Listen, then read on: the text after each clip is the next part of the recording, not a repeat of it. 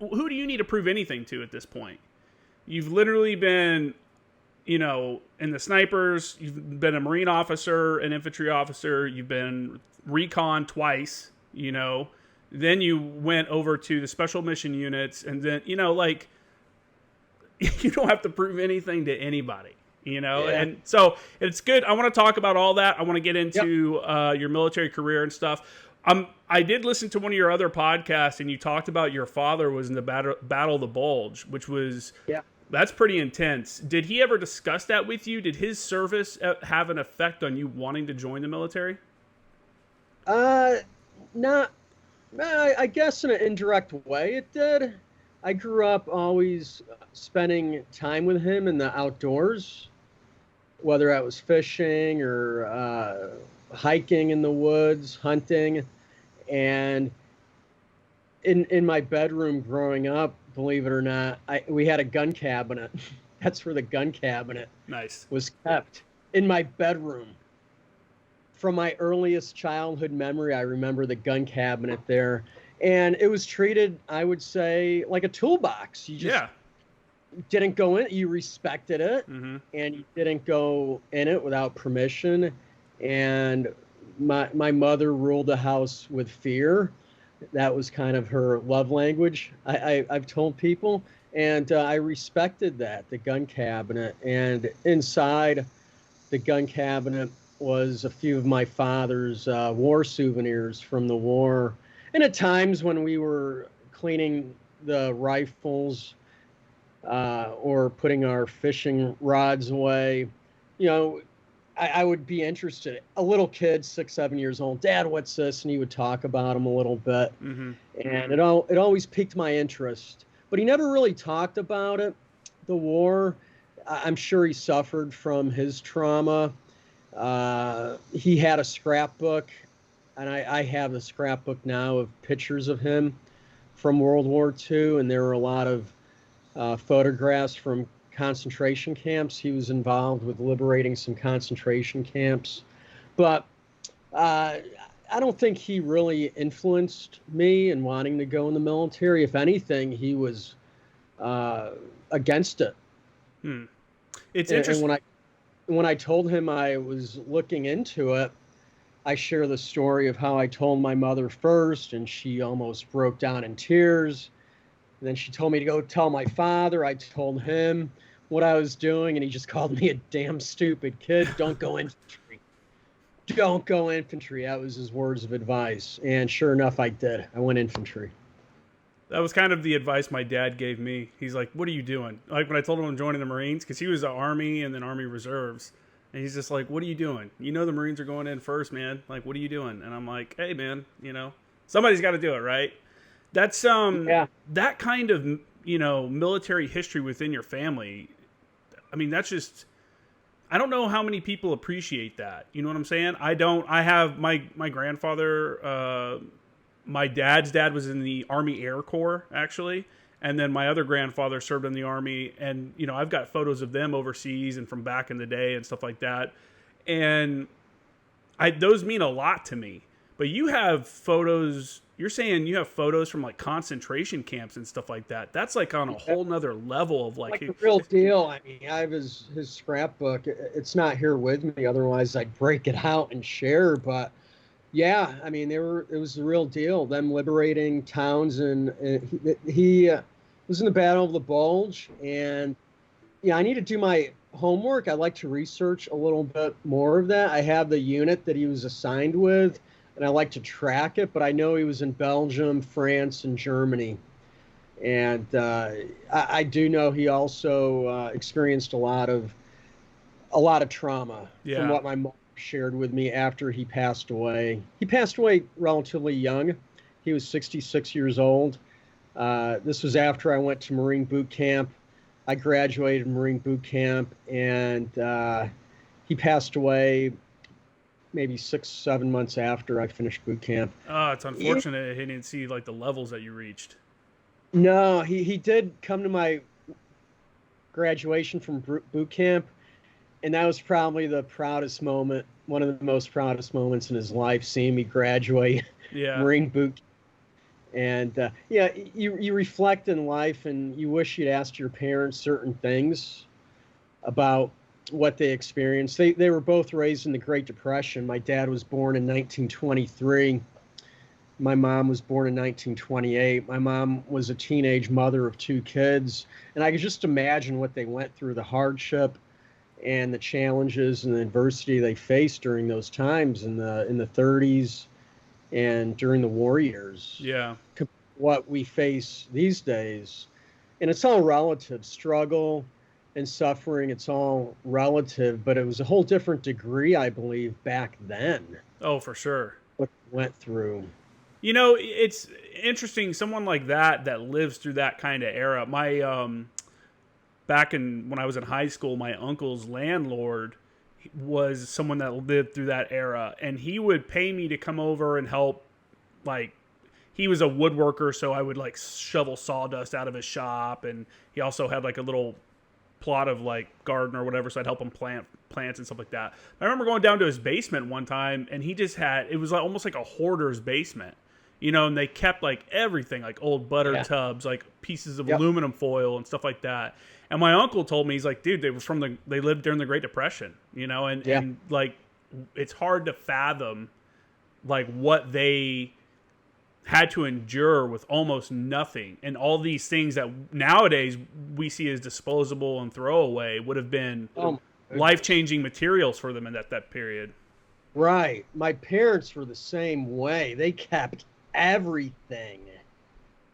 In our basement was like a museum. Yeah, exactly. That my grandfather, he was a carpenter. I come from a family of carpenters and woodsmen, and we just had tools, the old-fashioned hand tools. Yeah, that's what this guy had. Tools.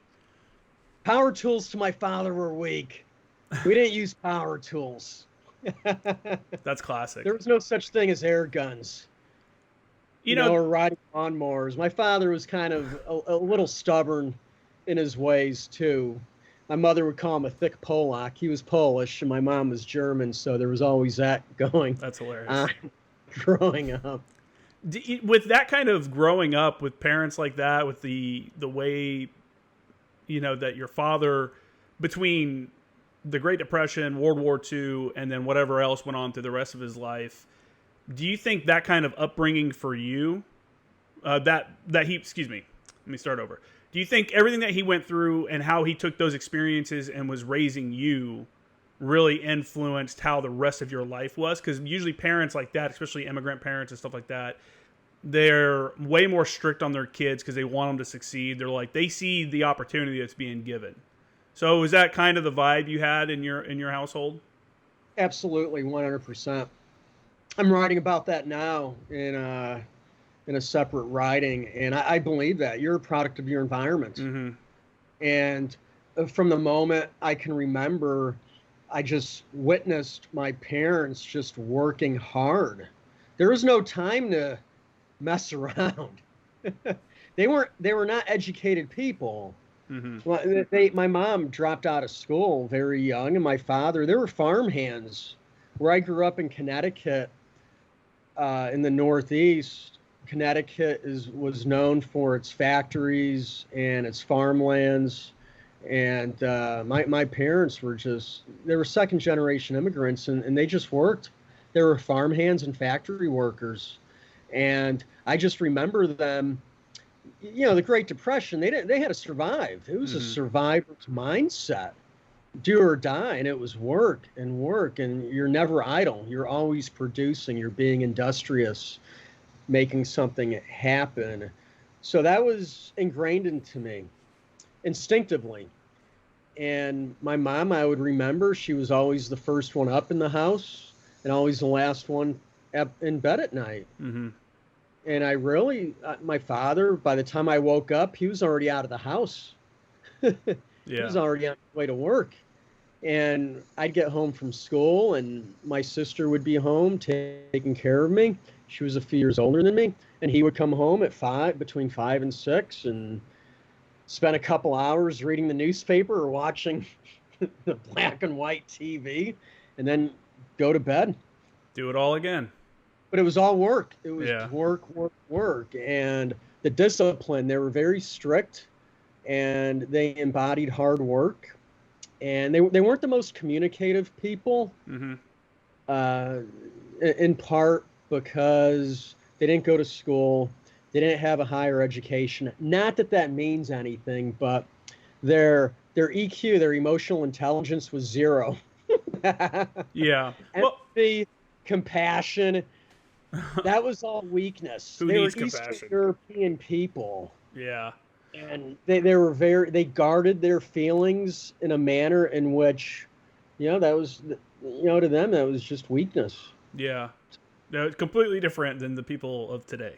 It's like a complete opposite kind of way of Yeah, living. they weren't sensitive. They were not sensitive people, Yeah. and that did impact me later in life with in many different areas. In the military, the Marine Corps, it was easy. Yeah. That's the type of personality the Marine Corps wants, For sure. especially in infantry. I was going to ask, how did that kind of upbringing for you help you succeed in the infantry as like a junior Marine? Yeah, well, to me, my late brother, he told me, I just went in. I always gave one of the traits my parents impressed upon me was always do your best. Mm-hmm. Everything you do, give it your best. And having come from a line of carpenters, I was taught, to take my time, to measure 3 times, cut once. Those details, Mm-hmm. always finish the job from start to finish. You take a block of wood and you start it, and the finished product, you take it from cradle to grave, from start to finish, and 100%, and you sand it to the most smoothest detail, and then you stain it and varnish it. And I carried that with me into the military. With everything I did, just give everything my 100%, with fitness, with drill, my uniform, keeping that, the basics. It was all about the basics. In the military, I think the Marine Corps has an amazing onboarding program called recruit training. And they do an amazing job taking people from off the street and Yeah. making them, transforming their life 100% and then some. Yeah, I've worked with a lot of folks from different services, and I respect them all.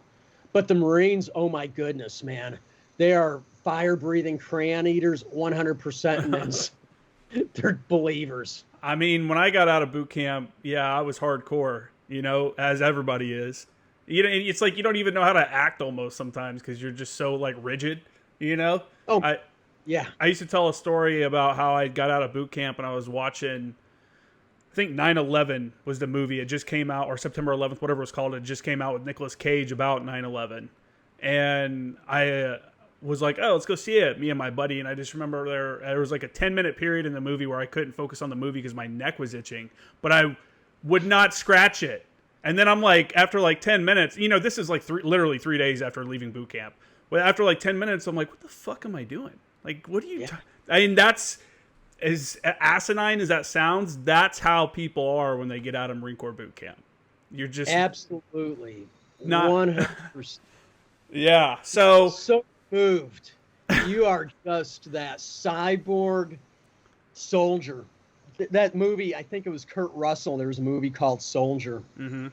I don't know if you ever saw it, but it was kind of like modern day Spartans. They're just raised from infants to be these modern soldiers, and that's just all it is. This discipline, stainless discipline, 100%. And most of the time, you don't know why you're doing it. Mm-hmm.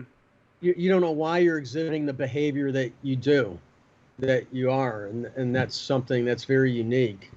And that's why, the Marine Corps, they create these Marines, these fighting people that, will do whatever it comes to overcome the most difficult odds, which is Yeah. surviving, claiming victory in combat. That's what we do. It's an amazing change in a 3-month period, for Amazing. anyone. It's shock and awe at its finest. It is shock and awe. Yeah. So And once that's you something I do that's something I do here in Costa Rica in my courses, at least a couple of them, is introduce that shock and awe, but we can talk about that later. Okay. Now, when you were in the fleet, you were. What year did you hit the fleet? I hit the fleet in 1989. Now, January, February, yep, early 1989. Which means you were there in time for the Gulf War, which didn't Yep. end up the way you had hoped for yourself. Yeah, Can you explain your unit's role within that and how that was for you? Right. So after School of Infantry, our advanced infantry training per se, I went to the infantry. I went to 2nd Battalion, 2nd Marines, which at the time did not have a very good reputation as really? a unit. Yeah, there was a lot of issues in 2nd Marine Regiment at the time. A year prior to my arriving, there was a death. A Marine he went AWOL at 29 Palms, ended up getting lost and dying. It was a complete clown show. It was breakdown in communications and leadership. But at the time, 2nd Marine Regiment didn't have a very good reputation. And Al Gray, during Just Cause, he came out and said, we wouldn't send 2nd Marines to protect the PX. Damn. We were that bad. So our role, 2nd Marines, when Persian Gulf went down, part of the regiment was assigned to be part of 4th MEB, Marine Expeditionary Brigade, and that was the deception force on ships in the Persian Gulf. So we were that deception force. You always have a deception plan on a raid or an invasion, no matter however small or large scale of a raid or invasion you have. You always have a deception. You always plan a deception. And in this case, the 4th MEB was our deception plan. And we were on ship for 9 months in the Persian Gulf, serving as that amphibious readiness force ready to go anywhere. And we would float around the Persian Gulf in different areas and just, deceive the enemy, thinking we were doing something when we weren't. And I guess in the writ large of things, it had an impact. It had an impact. But I watched the ground war from the TV, which was a very humbling experience. Yeah, especially as an infantryman.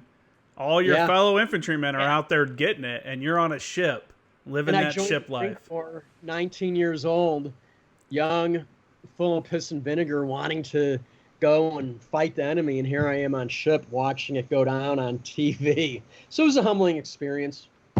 What was it like when you came back and you interacted with the guys that actually got to go do the ground war? Was it like, man, I don't even want to hear about it? You're like, I'm tired of hearing about it. Yeah, it was like I just stayed away from them. Yeah. So as you progressed through the infantry, you went through sniper training, correct? Went through sniper training. When I left infantry, I spent a little bit of time in the straight leg grunts in the infantry, and then I went to a sniper platoon, regimental scout sniper platoon, which was the elite of the infantry at the time, of the battalion, at the battalion level. Yeah. Because in the Marine Corps, you have your scout snipers, and then you have your reconnaissance Marines, and then force reconnaissance. Then you have Anglico, and you have radio recon. You have some other specialized intelligence units, which I didn't know much of at the time. I just knew about the scout snipers and the reconnaissance guys. So I did my time in the infantry, did the scout sniper platoon, and then worked my way up to reconnaissance. I mean, the role of the sniper in the Marine Corps is that's part of the legend, right? I think how many Marines, including myself, read Marine Sniper at some point and was like, that's it. That's what I want to do. I want to go join the Marine Corps. Carlos Hathcock, man. Just the legendary work of the snipers that worked in Vietnam, and then obviously the Global War on Terror. There's plenty of snipers that have made a good name for themselves and the community. And so I could see why that's a big deal. Even now, I think that's obviously a pretty illustrious group of gentlemen to be around. How It is. did that kind of training and lifestyle, did it just make sense to move to recon after that? I mean, what was the big difference did you see at the time as a Marine on the ground in the sniper platoon? Like what was the draw to go to that next step? I think a better lifestyle for one. In the infantry, Marine infantry, there's a lot of games. You play a lot of Oh games. man. There's a lot of rocks to paint, a lot of gravel to rake, and there's not a lot of creativity in straight leg infantry. Here's your rifle, go run down this trench line and throw this grenade. And I was seeking. There comes a point in time where you seek a little bit more, Mm-hmm. and at the time that was the snipers. I would see these snipers in their sniper suits walking across the parade field or coming out of the field on late Friday afternoon, and that piqued my interest. And then the recon guys, I would see folks jumping out of airplanes and helicopters. I'm like, oh, wow, look at that. That looks interesting. Oh, Mm-hmm. those are recon guys. They're snake eaters. They do this. They jump out of airplanes, they scuba dive, and they collect information, and they snoop and poop. I'm like, oh, wow. I just kept being interested in this more creative style of warfare. Mm-hmm. So that was the attraction for me, uh, was a little bit of that higher creativity per se, and wanting to better myself, because most of those folks at the time that I knew, they were very well rounded. They were more mature, and they carried themselves differently, and they Mm-hmm. were more than just basic infantrymen. They had specialized skills, whether those skills were infiltration, exfiltration, reporting, communicating, sniper skills, marksmanship skills, explosive skills. So that was kind of the attraction for me. How was the indoc and the training to get into recon at the time? I've talked to some. I remember the last few years in the Marine Corps, I talked to some guys, and they were saying how back in that era, pain was like part of the game, and it wasn't as like maybe school format like it is now, like very like this is there's an SOP to like everything and it's how it's done. It was more loose and kind of on the instructors to help weed some people out. Was that the kind of environment you think it was, or can you give us a little bit of insight onto the older BRC kind of lifestyle? Yeah, so you took they called it the INDOC, the indoctrination at the time, whether that was for reconnaissance or force reconnaissance. You took an INDOC, and it was a series of physical fitness skills, PFT, swimming. There was a swim evaluation, which was important because reconnaissance Marines, they have to swim and scuba dive. So being able to swim and being a first class, higher grade swimmer is important, and not exhibiting fear in the water. The obstacle course, and normally there was a forced march or a run with a heavy backpack, a ruck run. That was predominantly the test, and it lasted for 6 hours. Not much. And they'd screen your record book, look at maybe your military education, but there wasn't a lot of psychological eval at the time. And when I participated in other types of screenings down the road, there was a lot more psychoanalysis involved. Mm. But back when I did the reconnaissance, it was more, I like to call it meathead. If you could carry yourself for this duration under this amount of stress, you were good to go. You didn't necessarily have to add. Yeah. That was important, though. But at the time, we were also screening. You had to be an NCO. They preferred folks at the time to have done a couple deployments in the infantry, so they wanted you to have some experience. Mm-hmm. Nowadays, from my understanding, you can join the Marine Corps and go right into reconnaissance. Yeah. There's programs, and same with special forces and even Rangers. I have my take on that. In specialized units, I believe one needs to have maturity and experience. And, and this is just from my experience and what I've seen sometimes, uh, taking a young kid off the streets and just putting him through school and then putting him in a reconnaissance unit, that's setting the unit up for I think, failure in the long run. But that's just my perspective on that. At the time, when we were doing indoctrinations, they were looking for corporals, NCOs, folks that have a little bit more experience. That makes sense, And though. then, I mean, when you're talking about a specialized unit, not only does it give the individual time to become better, like if you say recon, you go through the infantry first.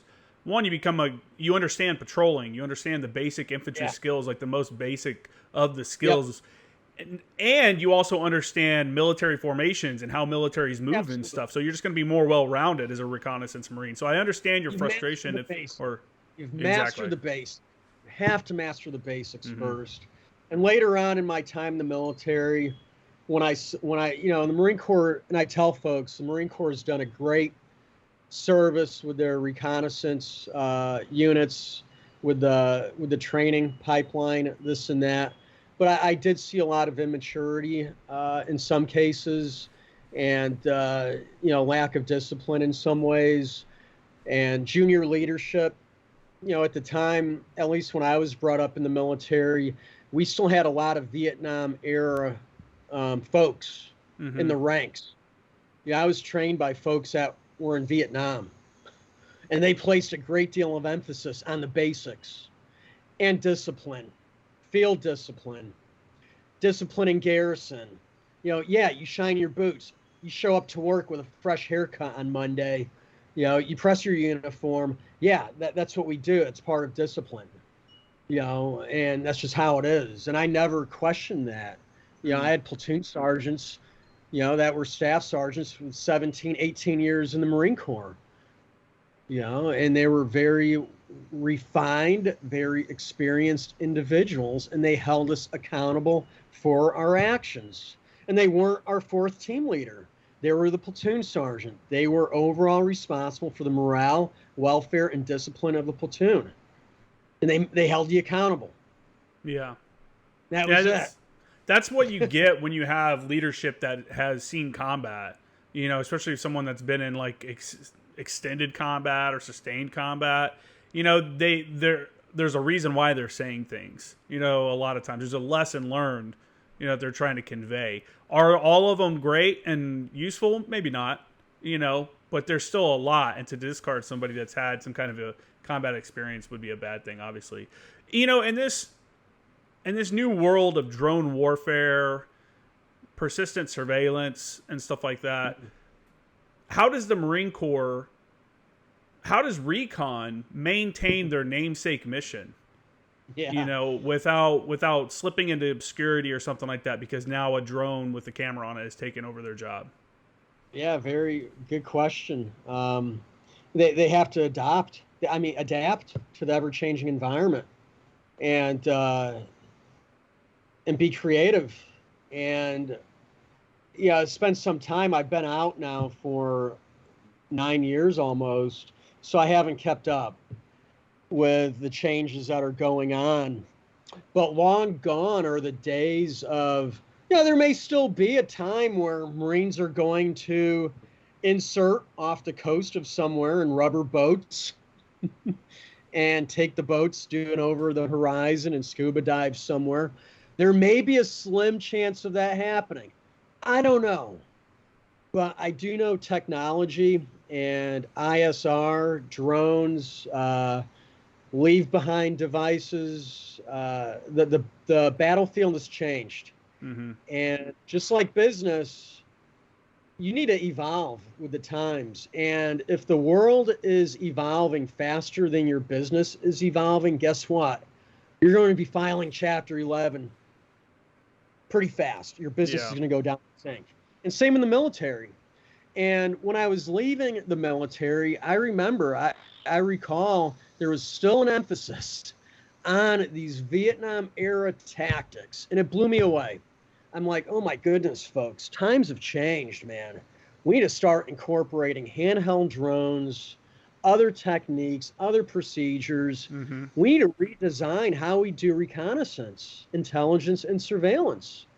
We need to start integrating once and for all females into the program, different types of on the field robotics, technology, you name it. We need to evolve and stop doing the same tactics we were doing 20 years before. I think we're seeing that now. The usage Good. of handheld drones. I just had Lieutenant General Bellin on, who's the commanding general of the Marine Corps Reserves, and we were talking a little bit there about some of the stuff and opportunities that people have. Training now has just gotten so advanced. If you go to an infantry battalion now and you look at the gear that they're carrying and and the stuff that they're doing, you would think that it was another unit. You wouldn't think it was just a regular, like, oh, it's 3-2, it's like 3-4 or whatever. They're out there doing some pretty, from what it looks like from the outside looking in, it looks like they're doing some pretty legit stuff. And I mentioned to the general, I was like, we got into this era during the global war on terror where that persistent surveillance was always there, where the the battalion commander could look at a drone feed and go, hey, tell that guy at second platoon to put his gloves on, and it got to this point where you had to ask permission up this 40-person chain to get anything kind of done sometimes in combat, and how we need to move away from that. And he's on the same page. He's like, hey, we agree. And that's why we're moving away and putting senior leaders in a spot and telling them, hey, you have to trust your NCO Corps. You have to trust your junior officers that when they're out on whatever mission they're on that little island, they're getting the job done without you standing over them with a drone feed or something like that, making sure it's getting done, which I think is progress. Absolutely. I hope so. I hope that's the case. That also requires NCO leadership too. For sure. And staff NCO leadership. And that's something I witnessed during my time in. I saw, and I could attest to this because I was an NCO. I was a staff NCO. And later on in my military time, at least in recon, I saw some staff NCOs not accounting for their junior NCOs' accountability, unlike how I was accounted for during my time. And that field discipline is crucial, and that only comes through NCO leadership, and holding themselves accountable for their actions on the ground. Yeah. I remember there was this case, shaving, just basic stuff, man, that is expected of you that you should be doing that an officer shouldn't be telling you have to do. It's NCO business. Why aren't you taking care of it? It's funny to listen to you talk like this because there's a lot of people out there listening that wouldn't expect that from somebody that came from a special mission unit. You know what I'm saying? Where there's like, oh, grow a beard. Oh, hands in your pocket. Of course you can do that. Like, all these things where it's like, that's not there anymore. Those tiny little pieces of discipline inserted into your daily life constantly isn't there, but somehow you guys are the best on the planet. Yeah, well, there's different places, different strokes for different folks. And I think you need to be prepared when you're talking about reconnaissance, and I believe reconnaissance should be left for the more mature, seasoned, experienced individual. For sure. Most definitely. And in special missions unit, you have these tier 1 units. Hey, these guys have been doing this for 20 years. They know tactics probably better than me. As a matter of fact, the senior enlisted I encountered in these special missions units, I was astounded by their wealth of experience and knowledge and just their overall acumen of the theory of war and battle. Okay. But I mean, you reserve it for that different group of guys, your straight leg infantry or reconnaissance Marines. Hey, recon, you're not Delta Force. I'm sorry. It's just how it. In the time that you were at recon, there wasn't really a lot going on in the Marine Corps, right? So I assume you guys were getting schooled out, hitting up a lot of different training opportunities. What was probably the most valuable school you attended? yeah, the 90s was marked with a lot of, not a lot for us, not a lot for the Marine Corps. Uh, we went to a lot of schools, did deployments. We went on deployments. We went on contingencies. I I still think Ranger School Yeah. was the best school I've ever attended. U.S. Army Ranger School. Uh, it's just a leadership school, basic patrolling. They drill basics into you every day for 3 months, Mm-hmm. and you're in a state of exhaustion and hunger, and it's really a test of one's self, mentally, physically, and you're expected to endure and operate. Did you And you're pass the taught. course on one time through, or did you have to come back through? Did you get recycled Uh, at all? no, I did not. Thankfully, I would Nice. not have wanted to be recycled, and it was tough. It was a tough course, Yeah. but I went there prepared. I was a sergeant when I went, and you just take it day by day, take it day by day. But it was by far, I think, the most rewarding school I went to, because it instilled even further into me the value of basics Mm-hmm. and discipline, field discipline, priorities of work. Taking care of yourself in the field, taking care of your weapons, taking care of each other. I think the U.S. Army Rangers, Ranger School, they're the elite infantry of the infantry. And I've worked with them in Iraq and Afghanistan, and they're a good outfit. They're some sound soldiers. Yeah, I've known a few guys that have gone to Ranger, and they speak highly of it. They're like, the lessons you kind of learn there in the field, these are things that it's like, oh, you look at it, you go, why weren't we doing this already? Why is this a thing? It's just feels like a common sense lesson learned during stuff like that. But again, that's the brilliance in the basics, right? It should be something that's very common, is very simple to understand. And once you master it, you're just at a different level. Yeah. Yeah, and to credit the Rangers, they specialize in raids. Yeah, that's their primary mission, Yeah. raids, specialized raids. In the Marine Corps, we have such a large swath of different uh, things, from humanitarian aid, non-combatant. I mean, the Marine Corps has to carry a lot with our mission sets. A Marine Expeditionary Unit, they're called upon to do a lot of different things, Yep. and they have to be very good at each one of those. Rangers, here you go. Conduct this raid, seize this airfield, Mm-hmm. blow this installation up. Yeah, just keep it So simple, right? keep it simple. Keep it when simple. you've been on all kinds of levels of training, units and stuff like that. When you go out and conduct like a flat range with like a special missions unit, how much time? Everyone loves the sexy running around, shooting, running at full speed and shooting. How much time do you guys spend on just working the very basics of shooting? Those very basic skills, really slow, like sight alignment, sight picture, and all that. It's daily, integrated daily. It's just part of the lifestyle. Mm-hmm. And for me, I'll equate it to fitness. It's like warming up before you go do a 10-mile run, or before you go into a ring, you always warm up.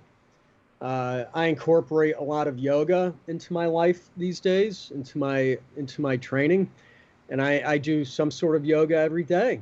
Mm-hmm. And to me, yoga, uh, it's the basics. And I found that through practicing yoga, I'm able to perform at a higher optimized level physically. And the same holds true with shooting, or anything, for any specific skill, I would say. You have to do your dry practice. Mm-hmm. You have to practice your stance. You have to do your magazine changes, your up drills, your down drills. You have to touch bait. You have to touch those every day. Before you go hot, crawl, walk, run, crawl, rock, walk, run is the Yeah. process. And you always take a moment, do some dry practice, visualize it before you even do the dry practice. That's even a whole nother different level. It's just going off to the side, sitting by yourself, meditating, and visualizing the task you're about to do. Mm-hmm. I've been around some very world-renowned marksmen, and they would spend a lot of time in a meditative state at home when they're not in the field or out on the range, just sitting, visualizing themselves at the range, visualizing themselves pulling the trigger and watching the round leave the barrel and go down range, hitting the X spot. That's the next level. So That's the next level of performance. they're trying to just fully understand every aspect of the action, which I think it's definitely another level. I would talk to some of the recon Marines that we deployed with, and they would talk about, we shoot so much because we advertise ourselves as surgical shooters, right? I should be able to go into a room and not hit the good guy and always hit the bad guy. And you have to do that. You have to maintain that through persistent shooting, just being on the range and putting in that range time. And even taking a couple weeks off will be noticeable the next time you go and shoot. Would you agree with that? Absolutely. Absolutely. That's why unit members, they're on the range every day pulling the trigger. Do you miss not having that anymore? Oh, I don't miss it. No, I don't miss. I found other alternatives in my life. I've substituted other things in my life to keep me active. But that was another part of my life. That was a stage in my life. I've transitioned from that. Yeah, I don't miss any of it. Absolutely not. I suppose I miss the camaraderie. Yeah, for sure. How could you not? Being around that level of person that thinks at that level constantly, that everything we do is excellence. But that's a choice in our own lives as well, to surround ourselves with like-minded folks. That's a principle I teach, is surround yourself with like-minded people. So, but no, I don't miss that. That stage of my life is over. That's an interesting gift, right? To be able to just close the chapter and keep moving on without thinking too much about it. I think that's a practice. I think, and that's something we talk about at Camp Zen Commando when folks come down for different types of courses. There comes a point in time in our life where we're all going to have to hang up the pistol belt. Yeah. Maybe not. You could be the guy that keeps carrying that pistol belt until you're 80 years old. That's great. Whatever floats your boat, But majority of folks, they transition into something else, and that transition time, it's not always simple or easy. Yeah. Because you have to repurpose yourself. Because for the longest time, for 26 years, I was in the military. I didn't know who my true identity was, who my true self was. I just thought I was Recon Ricky, badass Marine jumping out of airplanes the whole time. Then I leave the military and I have to figure a new self out. Who am I? What's my forte? What do I want to do in life? And I think that's a problem a lot of veterans deal with. They have difficulty in re-identifying, repurposing their life from who they were. And I see that often. I talk to a lot of folks.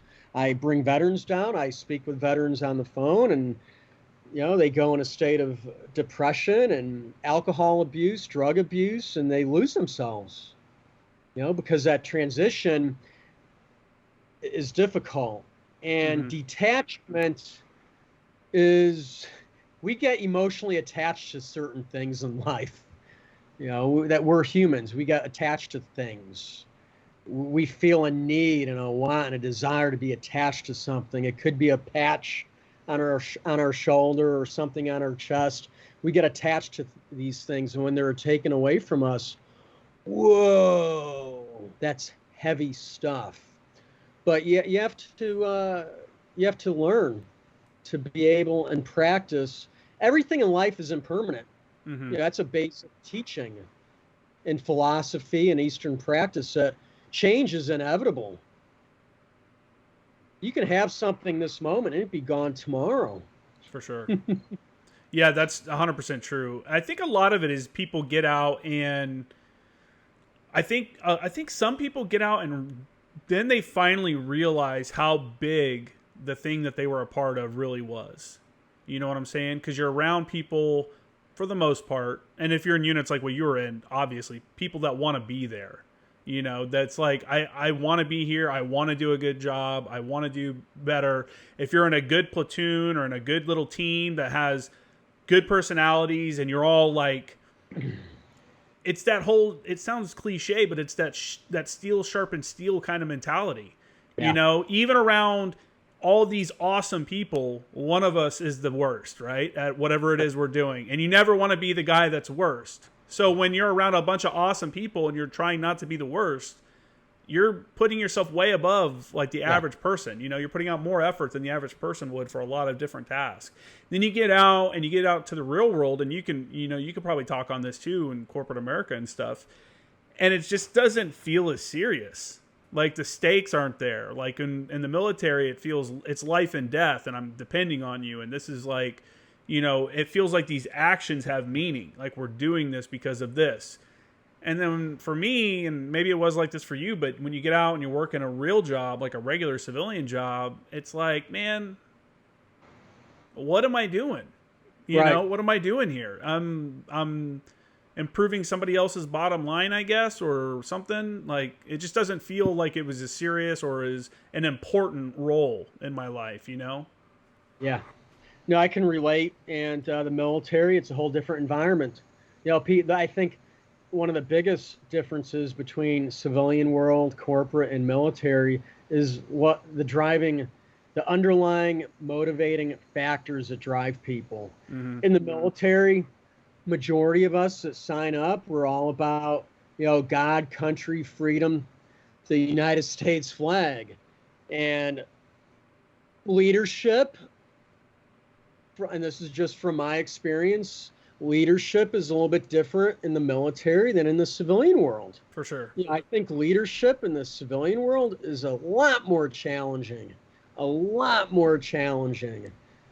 in the military. Yeah. You know, military, you know, the military is a socialist program. It's a socialist society. It's authoritative. There's hierarchies. There's rank. Mm-hmm. You know, it's like creme de la creme of a socialist society, the military. Leadership, you know, at the end of the day, do as I say, not as I do. Instant obedience to orders. It's that simple. In the civilian world, guess what? You know, it's not that simple as a leader. Mm-hmm. You know, people are motivated differently. And that was one of my biggest learning points. And I'm thankful for when I left the military and I pursued something 180 different than government and military work, because it helped me grow as a human being. Yeah, and as for sure. an individual, you know, to where now I can communicate with folks from different backgrounds, and not only communicate, but also understand them Mm-hmm. a lot better than, say, when I was in the military and I lived in this myopic bubble, this environment, you know, and that was my takeaway from the corporate world. And being a business owner and having employees, it's a whole different leadership. The principles remain the same. No ifs, ands, or buts about that. The principles of leadership remain the same. Just like the basics, tactics. You know, at the unit, tactics of a raid, the principles of a raid, they're the same at the unit as they are in the Marine Corps. Yeah. Leadership principles are the same in the military as they are in the civilian world. Okay? The only thing that's different are the procedures, the SOPs, the tactics per se, and the communication methods. Yeah. And you've seen this at different levels, because while you were an enlisted Marine, you decided to go through the MECET program, you know, the Marine Enlisted Commissioning Program, I believe, and you know, go to the dark side, if you will. Yep. What was the catalyst that made you decide to do that? And leaving Recon to go do that, did you have coming back to Recon in your mind as a goal? Because when you go to be an officer, you're not guaranteed an MOS. Right. Excuse me. So at the time, it was 10 years in, I guess, in the Marine Corps. And I had done the infantry, the sniper platoon, the recon, force recon. I was at a point, I get bored easily. And I was a senior sergeant, and I pretty much had grown, I guess. Mm-hmm. I accomplished everything I set out to do, and I was bored. And here it is, the 90s, and my SF brothers, they're doing missions in Central America, wherever. And my initial idea was to get out of the Marine Corps and go to Army Special Forces. You know, to me, that the SF, Army SF, you know, those were the hearts and minds, and they were doing it at the time. Mm-hmm. So that was a desire of mine. And one of my mentors at the time, a Marine enlisted, he introduced me to this Marine enlisted officer program. He said, "Hey man, check this out. This might be something of interest to you. It looks like you might be making the military a career. Why don't you stay in the Marine Corps?" And he recognized that I was bored maybe and frustrated, and hey, try this program and maybe you can do it and then become an officer and be a little bit more involved at the hierarchy and be responsible for making change at a greater level. I'm like, well, that sounds like a good idea. I meditated, I weighed on it, and I applied for that program. I felt, the college, I always wanted to go to school. Sometimes school education is frowned upon in certain military environments. Mm. I remember, at least from when I was a young enlisted guy, if you were there studying college courses, it was like, what do you think you're doing? It was like the only organization that frowns upon getting smarter. They don't want smarter people. So, yeah, believe it or not, there was a circle of people that thought that. But I saw education as an opportunity because growing up, I never had that opportunity. So I applied for that commissioning program. It took me 3 times. On the 3rd time, I finally got accepted, and I went to the dark side and went through the officer training. And I did have aspirations to go back to the infantry. Mm-hmm. I wanted to be a Marine infantry officer. My heart always has been with the infantry. I've always considered myself a Marine first. Reconnaissance, force recon, sniper, that was always secondary to me. That's just how I was brought up in the Marine Corps. Mm-hmm. By my senior enlisted, you're a Marine first. First and foremost, you're a Marine. Focus on being a Marine first. You represent the Marines. And just like a special mission units, they're soldiers first, and then they're ninjas second. The emphasis was always being, state-of-the-art soldier first. Mm-hmm. Everything else was second. Being a commando, Ricky Recon, that's secondary. You're Marine, by God, first and foremost. And that's what I went in the military for, and I always carried that with me. And I always felt the Marine infantry was the tip of the spear. Taking it to the next level seems to be a theme, in your career, to the point where when you went through MECEP, you went to the Citadel, correct? Instead of just going to a regular college and maybe relaxing for a couple of years, you decided to go to the Citadel. Yeah, well, that was kind of directed to me okay. by someone. It really wasn't my choice. Gotcha. Someone kind of highly encouraged me to go to the Citadel. And at the time I was at North Carolina, Camp Lejeune. Citadel was right down the road from me. It wasn't too far in South Carolina. And it was a military kind of environment. And my platoon commander at the time was a Citadel grad. Oh, there you go. That's why. And he's like, no, you're going to the Citadel. And he gave me his reasons. He felt it was a perfect structure for me. Yeah, I'm a structured guy. I like having structure in my life. Mm-hmm. I think having structure and organization is important. I think you have a better ability to manage time when you live in a structured environment. There's times to be fluid. I get that. But when it comes to academics, studies, martial arts, whatever, structure is very important. And the Citadel provided that structure for me to where I was able to accomplish my 4-year degree in 2 years. because I just studied and that whole time. Yeah, I And mean, what else are you gonna do, right? what else am I going to do? Yeah, I wasn't there to lollygag and have a good time. I was there to get a degree and get back in the fleet and make an impact. Yeah. So I finished up school, went to OCS, the basic school, and went back to the fleet. When Basic. you it's so the Citadel's always something that interests me because when I grew up in Chattanooga, Tennessee, up until middle school. So in the South, the Citadel is well known, right? You know, it's like a known commodity down there. And I remember being in South Carolina one time for some training, and we had like a weekend off or something. So I was like, I'm gonna drive over to the Citadel and check it out. Like I've never actually seen it. You know, they got the little museum and stuff like that there. When you're going through a school like that and you've already been an enlisted Marine and done all that stuff, do you have to go through like the knob year? You know, like when you're a freshman, that's when they get treated like crap. Is that still part of it for you guys, or is it like you get a little bit of leeway because you've already actually been in the military? No, good question. We were not subjected to the NOB curriculum. Yeah. So we were a whole different program. So just to clear that up for the listeners out there, no, I didn't have to go through the knob year, shave my head, and go through that year of indoctrination like they do. So we're the MESEP Marines, Marine Enlisted Commissioning Education Program. We were in a class all ourselves per se. Okay. And we were not subjected to that. Thankfully, right? I mean, I think at the Naval Academy, it doesn't matter. Everybody gets hazed the whole time through. Yeah. Does it surprise you? Because unlike the Naval Academy, there's no requirement for them to join the military after they graduate. And I talked to someone while I was there, and I think they said the amount of people that actually go into the military is like 25%.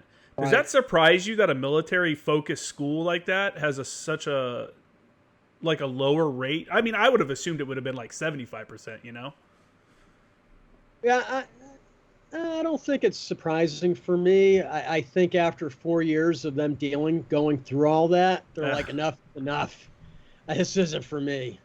And in the Citadel, it's its own special entity, and they grow their own per se lineage, upon lineage of people, and oftentimes kids just go to that school because their father and grandfather did. Mm-hmm. There's quite a lineage there. It's a beautiful place, it really is, and it's very good education and academics. But no, you're right. There's a small percentage that actually go in the military, but I think in large part that's due to the what they have to go through for those 4 years. I mean, those kids. Yeah, it's like prison. I would see some of their I'm like, I do not want to be them. I do not want to be that guy. It is not the average college experience with beer bongs and frat parties. That is not the average. No, Jeff Spicoli does not go to the Citadel. That's That's funny. That's funny. So now you're done with school. You've done OCS. You go through IOC, and you're heading back to the fleet. What was going through your mind now that you're coming back to the fleet as an officer? It's a different role now. You have a different, kind of more of an expanded role here than you left with. What was going through your mind? Yeah, just getting back to the infantry and being around these young kids and just imparting knowledge upon them and setting them up for success and training them maybe in a different manner than how I was trained when I was in an infantry unit. Mm-hmm. And developing that training plan, coming up with a good training schedule, creating these infantrymen that are indeed experts in their trade craft. Unlike when I was an infantryman, when I was a young private in the Marines, it was just, in garrison all the time playing. It was just games. Mm-hmm. And I had poor leadership when I was in the infantry. And, I vowed when I came back, it wouldn't be the case. That I took an oath, and it was my duty, obligation, responsibility to train these Marines to be the best that they can be. Mm-hmm. to survive the horrors of combat, and every second counts. So I was looking forward to it, imparting the knowledge that I had gained as a sniper, as a reconnaissance Marine, having gone through Ranger School, just imparting that knowledge upon them. And I was really looking forward to that. And that was the most rewarding time in my military time, was the infantry. I loved being in the infantry. Yeah, as a lieutenant. And yeah, I was a lieutenant. Yeah, I was still a lieutenant, even though I had experience. I was still the butter bars, but it was a great experience. Were you treated differently as a Mustang officer with coming in with this kind of experience, behind you? Were you expected to do better than your other lieutenants, or? Oh, absolutely, absolutely. There's always a higher expectation, and setting the example. And I wasn't always. We have our moments. We all do. But yeah, there's always an expectation. You have more knowledge. You have more experience. You should know better. Mm-hmm. Yeah, for sure. Did your other lieutenants lean on you for experience or for like knowledge and stuff that maybe, because when you're a new guy, no matter if you're a second lieutenant or you're a lance corporal, you don't want to ask people too many questions because then you feel like you're being a drag on the unit. Yeah, no, that was a continuous action. All, younger folks coming and asking for questions, and it was my responsibility to find the time and answer those questions and appropriately. And it wasn't always easy. Mm-hmm. It wasn't always easy because sometimes the questions were like, "Come on, dude, you should know this." Yeah, right. That's what we were talking about before. But you don't know what you don't know. You don't know what you don't know. So, and at times that's frustrating for me at the time, but it's something because not everyone knows whatever it may be that you think they should know. Yeah, for sure. It's important for you to share knowledge and educate people. So, no, there was always that learning curve, and folks asking for assistance or thoughts on how to write this or how to do this or how to handle a discipline action. And oftentimes I always would share when it comes to discipline, let the enlisted handle it. Let the platoon sergeant, give the guidance to your platoon sergeant. But, the enlisted, the discipline, morale, welfare, let that rest with the NCOs. I would call it paragraph 4 stuff. Let the platoons, let the NCOs deal with the paragraph 4 stuff. You worry about, the big picture stuff. Let the enlisted, the NCOs, staff NCOs deal with the discipline, the supervision. Yeah, one of those like we step in if we have to kind of deals. Like we don't need to be there babysitting kind of deal. What year did you come back to the fleet? And what unit? What's that? What's that? Yeah, you want to keep a pulse on things as an officer. You don't want to be totally away from it. Yeah, for sure. Other bad things happen. What year was this, and what unit did you go to when you got back to the fleet? 2001, I finished up, or 2001. I finished up with the basic school infantry officer course, and then I went to First Marines, 3rd Battalion. Was this pre-September 11th or post? Pre-September 11th. Yeah, and the First Marines out there, the 5th Marines, the 1st Marines, they had a great reputation. They just have a long lineage of, having been everywhere and done that. A little bit different than when I went to 2nd Marines back in the day. Yeah. As a young PFC. But the 2nd Marines, they're a very tight outfit. It was just a bad period, the late 80s, the 70s and 80s. In Camp Lejeune, it was just a bad time. But no, 3-1, 3rd Battalion, 1st Marines is who I went to as a young lieutenant pre-9/11. What did, once 9/11 occurred, what did the global war on terror look like for 3-1 in those opening days? Yeah, it's just pack your shit and get ready. Get ready to go to Iraq. And that was the case. We got off deployment, came back from deployment, and got called back. A MU deployment, right? You were on a MU deployment? Yeah, we were on a MU, got back from a MU deployment, came back from the MU deployment, and we got called back from, I think it was Christmas Eve at the time. We got called up to come back, and we came back, packed our stuff, and went over to Kuwait and hung out there for a month or two until March came around. March 17th, I believe, was when we crossed the border. March 17th ish, 2003. Did the I don't know, the history of the moment, resonate with you? Were you like, holy shit, man, we're invading a country right now, and I'm part of this? Yeah, it was pretty heavy stuff. It definitely did. I think it did with all of us that were serving in the military at the time. It was one of those wow moments that this is historical. We haven't done anything like this for a long time, and here we are doing it. And we have a mission and we have to accomplish it. And yeah, it was pretty heavy.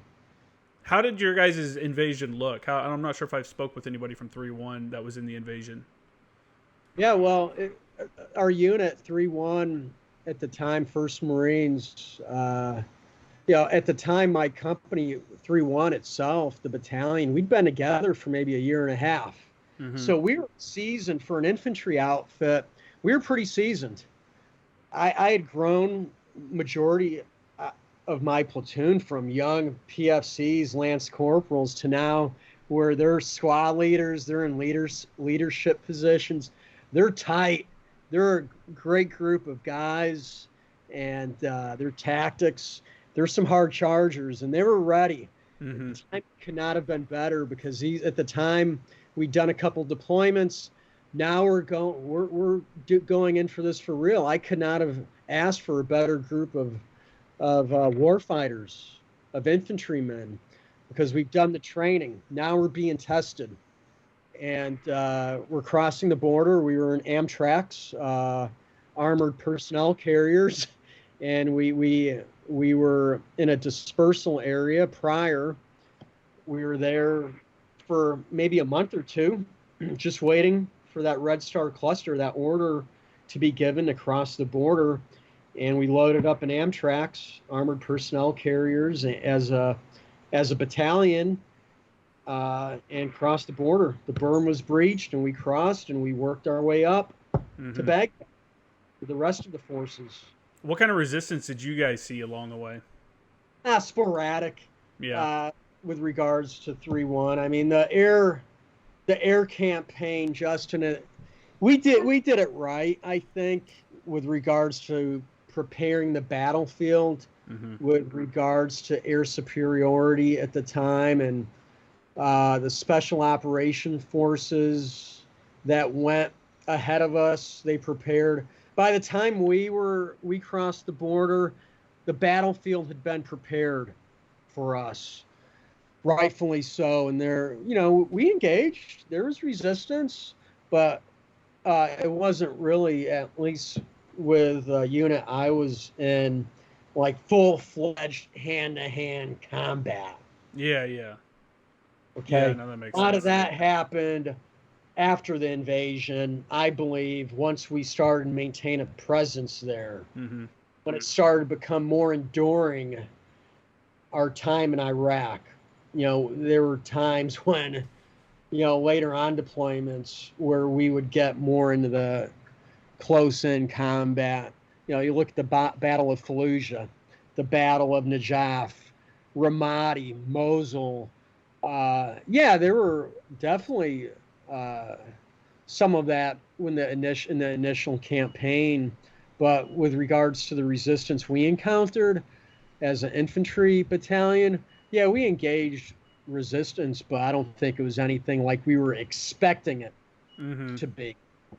Yeah, I think that's how a lot of people felt. It seemed like it was a real quick push. One, because of the inability of the enemy, but two, because of the ability of the planners to, make a good kind of like setup so that, set the right conditions for a positive outcome there. Absolutely. And they did a phenomenal job setting those conditions. Our strategists at the time and our leaders, phenomenal job. Now, was it after this deployment when you went back to recon?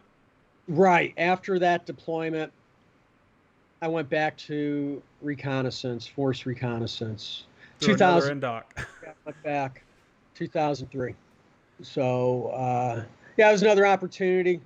Yeah, I did the infantry thing for a couple years, and I'm like, let me go back to reconnaissance.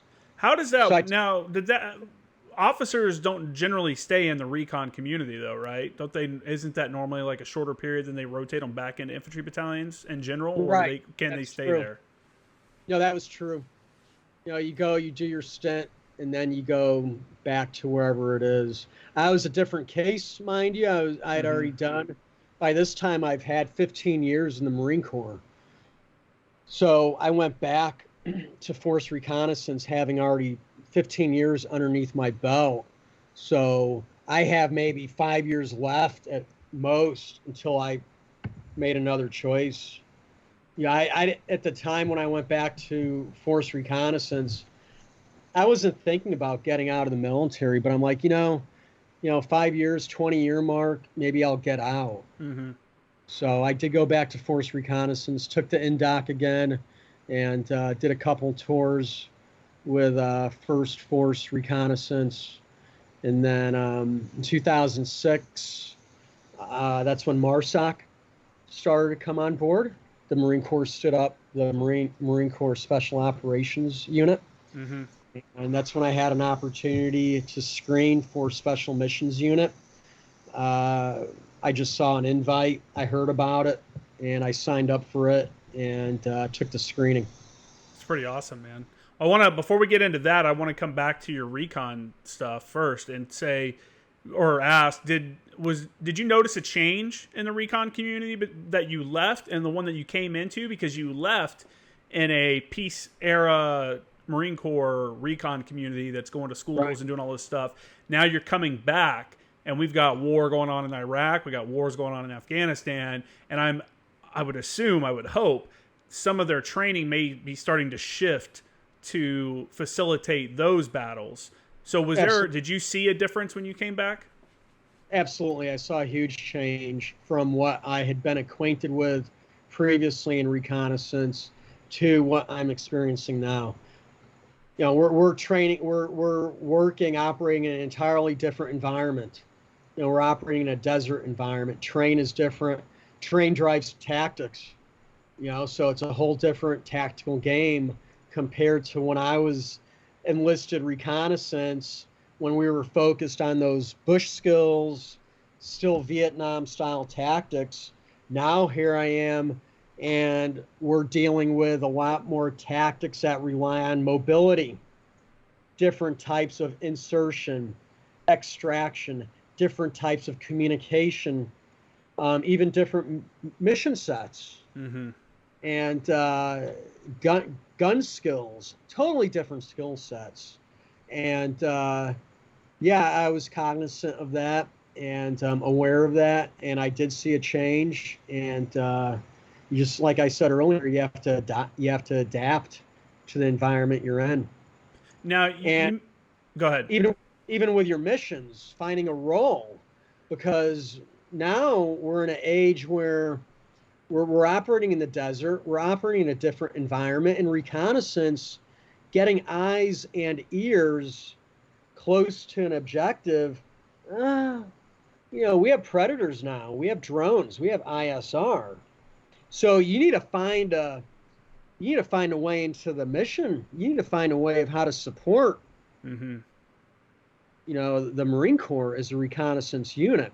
So we did a lot of supporting infantry units with regards to, say, forward security, advanced reconnaissance, mobile reconnaissance, flank security, and at times we'd be attached to battalions to serve as maybe their their precision raid force. If there was a mission that required a little bit more precision or less collateral damage, maybe we would get attached to them and assist them in that manner. So that's how our role kind of shifted during that stage. Did it feel like you were doing doctrinal reconnaissance missions, or were you just trying to find that role? I I think they were doctrinal. I believe they were doctrinal. Um, you look at the SAS, the British SAS in World War II, and their missions. I mean, it was no different than how they operated Mm-hmm. back then. So, no, I think we were a supporting. Reconnaissance has always been a supporting asset. We're a supporting arm. Reconnaissance, force reconnaissance, and we're a force multiplier. But we just haven't done it. It was just, I don't want to say it was new to us, but yeah, it was just finding and adapting a new way of doing things. Were there any battles or engagements that really stand out from that deployment with Recon? Yeah, I think Fallujah was one. Operation Phantom Fury Part 2, which went down in November of 2004. We were on a MU deployment at the time, and our platoon was called up and tasked to go up to Fallujah and support 1st Marines and that operation through Fallujah. And that was a challenge because here it is, essentially it's an attack. Mm-hmm. The attack on Fallujah, a large-scale attack on this city of insurgents at the time, and here we are, a force reconnaissance unit, and we have to support that, and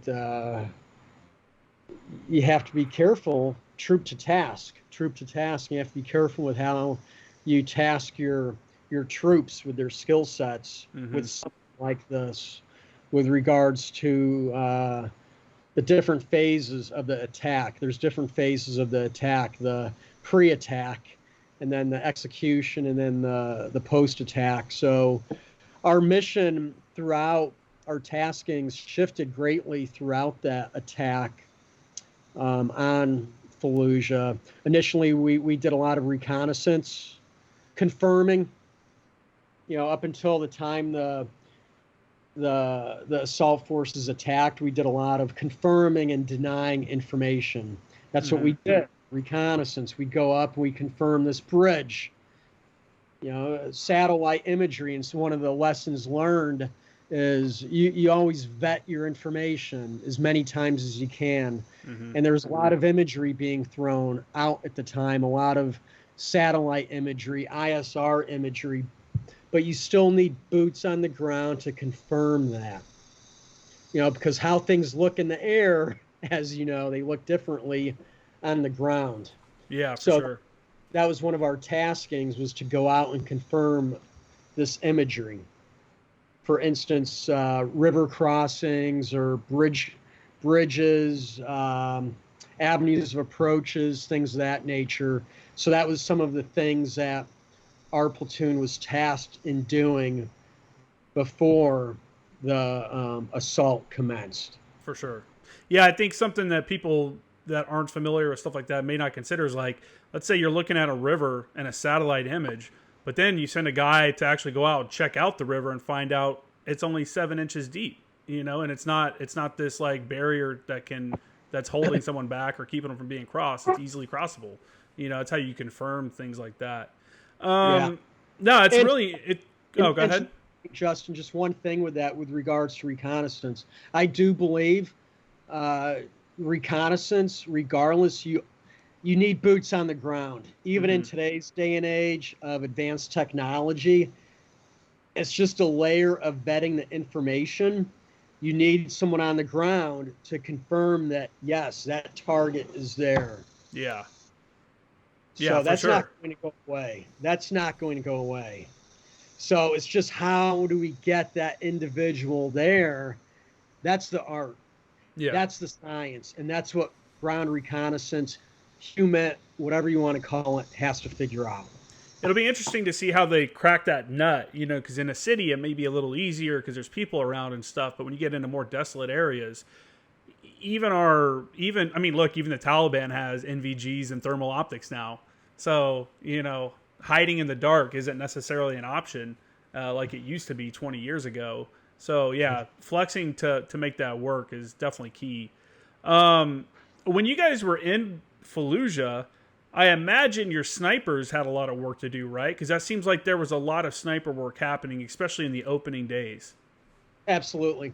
And that the platoon I was with, they performed magnificently.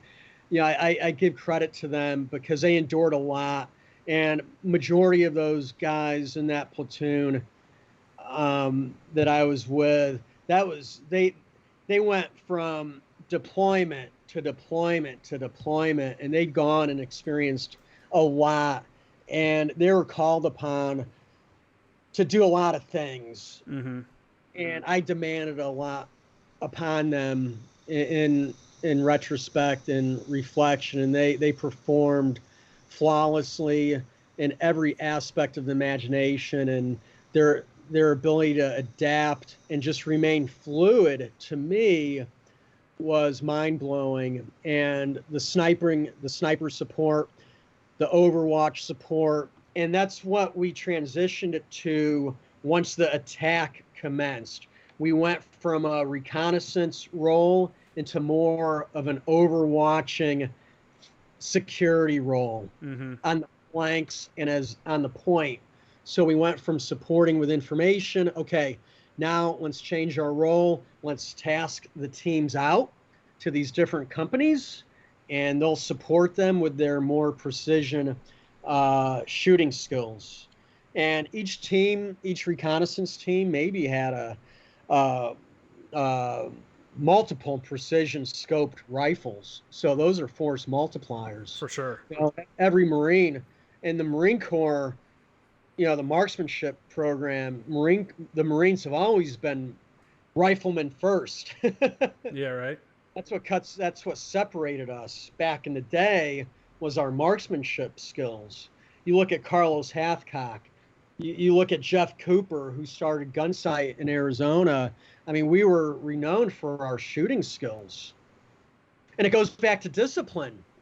The greatest gunmen have amazing discipline. Marksmanship is discipline and self-discipline and breathing and muscle awareness and body position. It's all discipline. That was an interesting aspect of Carlos Hathcock's two different books.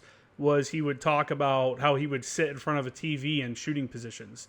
When he was at home and he was just like relaxing, he would get down and like the kneeling or something like that and practice being in that position so that he'd be ready for it when it came up, in competition and obviously at work.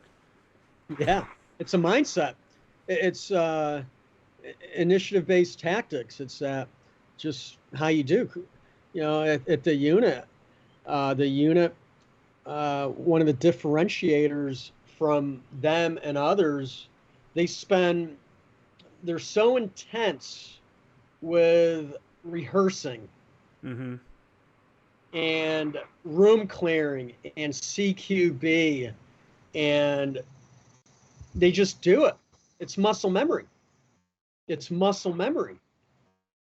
The rehearsals and the preparation, and it just becomes muscle memory. So yeah, how you walk through a doorway, how do you walk down a hallway? Do you walk down the middle of the hallway, or do you have a tendency to lean towards one side of the hallway? All those little things.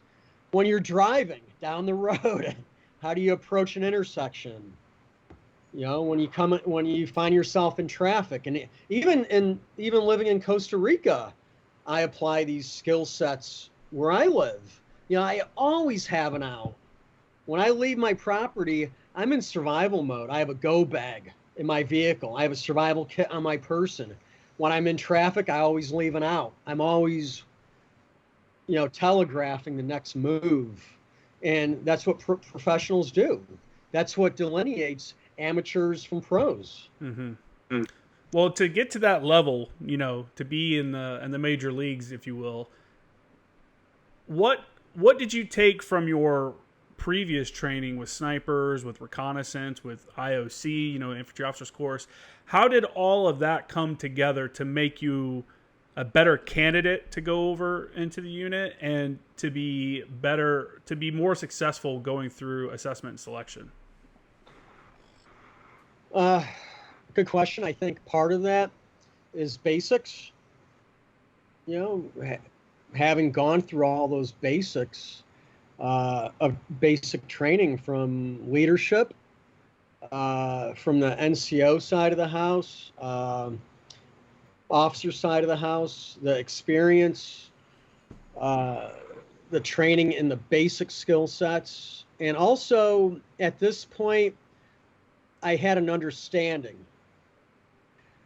I had an understanding of the concepts. There's 3 levels of war. You have your strategic, your operational, and your tactical, different levels. Mm-hmm. And at this point, I had a pretty good understanding of the operational aspects of military, of war, and I think that assisted me when I screened, because I always defaulted when I encountered these problems through assessment selection at the unit.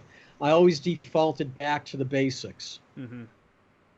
Whatever it may be, tactical decisions, go to the basics. What are the principles of war? What are the principles of an ambush? What are the principles of a raid? What are the principles of communication? What are the principles of security? Even with decision making. And the unit, the biggest one of the differentiators with the unit and what makes them unique is they have resources. They have a lot of resources. Yeah, they have all the resources. They have all the resources. But, person to person, the tactics, it's all the same. There's nothing magical about taking your pistol from your holster. Mm-hmm. It's just practicing and mastering those basics. And the willingness to do it day in and day out and not quit, and problem solving, the ability to look at a problem and know that there's a solution to it. Mm-hmm. And in the unit, they screen for problem solvers. They want people that are going to solve a problem, in an expeditious and an efficient manner. Their assessment and selection, they've been doing it for a very long time, and they know what they're looking for. And that's not to say it's perfect. It's not. Even to this day, I wonder how I passed it. Like, wow. Because when I got there, Justin, it was like, I was really blown away by the caliber of people that were in this organization. It was everything I ever read about or just imagined about. Yeah. It blew me away, man. It blew me away. It's indescribable. And I'll never again experience that level of elitism and professionalism. And I use the word elitism in the sense of modern day Spartans, man. Mm-hmm. And watching these operators on the battlefield, how calculated, deliberate, and precise, and it just blew me away. It's just which is singing high praises, considering you just came from the reconnaissance community, which is its own, like they're nothing to sneeze at. You know what I'm saying? Like, they're obviously legit in their own right. Absolutely. And one of the things I learned and I took away is, there's always someone out there better than you. Yeah. True story. For sure. And that's why we need to be careful of benchmarking ourselves against others. Yeah. And just worry about yourself and be the best person you can humanly possibly be today in this moment. And strive for excellence. And don't worry about anyone else. I've said that to a lot of guys that leave the service and feel like they didn't do anything because maybe they didn't deploy, or guys that feel like they didn't do enough because, whatever, just circumstances. And I'm like, you know what, man? Like there's always someone that's done more than you. Like, doesn't matter what level you're at. There's always somebody that's done more than you and has cooler stories than you. And honestly, if you're the guy that's done it all and has all the coolest stories, then there's probably some baggage that comes with that as well. So it's like pick and choose what you want, Oh yeah, and I have a lot of baggage. We all do. But there's always someone out there training harder than you. There's someone out there right now thinking differently. That's just the nature of the game, man. Mm-hmm. And you write your own story and it's your narrative. And there's been times where I've sat and I'm like, I could have done more. But hey, the game's over. That part, that inning, that half is over, man. And life is a sport and is a game, and the playing field is not level, mm-hmm. and it's your responsibility to get out there and charge forward and make it happen, and stop victimizing yourself. Yeah, I had a buddy back, and this is even before the Marine Corps. He was like, dude, why? He was trying to understand my thought process about stuff. And I was like, look, man, everybody's got a sob story. I can sit here and tell you mine and we can feel bad about it, or we can just go do something, like make something happen here. You know what I'm saying? Because everybody has something in their past or whatever that they could use to lean on to, woe is me kind of deal. And if you want to do that, then you're going to get the results that come from that. You have to acknowledge those events, the shitty events, the tough events in life, and then use that to grow and move on to go do something else. You can't just sit back and dwell on it. Right, absolutely. And that's something, we talked about this earlier, the ability to detach. Mm-hmm. And that's something that I've learned, and that's something I teach here when folks come through my different retreats, that ability to detach, move on. And that's something these specialized units screen for. They don't want people to get caught up. They don't want the person that gets caught up emotionally tied to things, mm-hmm. whether it's a shiny, blingy object, whatever it may be. Hey man, objective's over. Time to move to the next objective. All right? Because we have 5 objectives we have to accomplish today, and that objective's over. Yeah, it didn't go as planned, but guess what? The next one isn't going to go as planned either. And at the unit, it was a very humbling experience, and I worked with some amazing cast of people, and I was an officer there. My responsibility was to resource and synchronize the fight for the operators. Mm-hmm. I was responsible for getting them safely to and from the objective, and making sure that everything was lined up. I was far from that operator kicking in doors every day, blowing stuff up. I was among the shadows of some of the greatest war. These guys that will go down in history books that we'll never know about. Yeah. That are some of the most humblest people that, they were just there for a mission. And it was such a humbling experience to see that and to be part of that. Mm-hmm. And my takeaways from being there, it had nothing to do with tactics. It was about my takeaways were more human in nature than anything. Yeah. No, it's not too surprising, honestly, because it seems with a lot of these specialized units, like we've brought up multiple times in this episode, it's the brilliance and the basics. They're focusing on those basics to the extreme, because if you can get those basics down to where it's just it's not even a thought, it just occurs, it's that muscle memory, then the rest of it will come a little bit easier. So yeah, I get that. And something else they focus on, we have in life, and I was thinking about this early, previously in my writings, in life, we have hard skills and soft skills. Mm-hmm. There's hard skills and soft skills.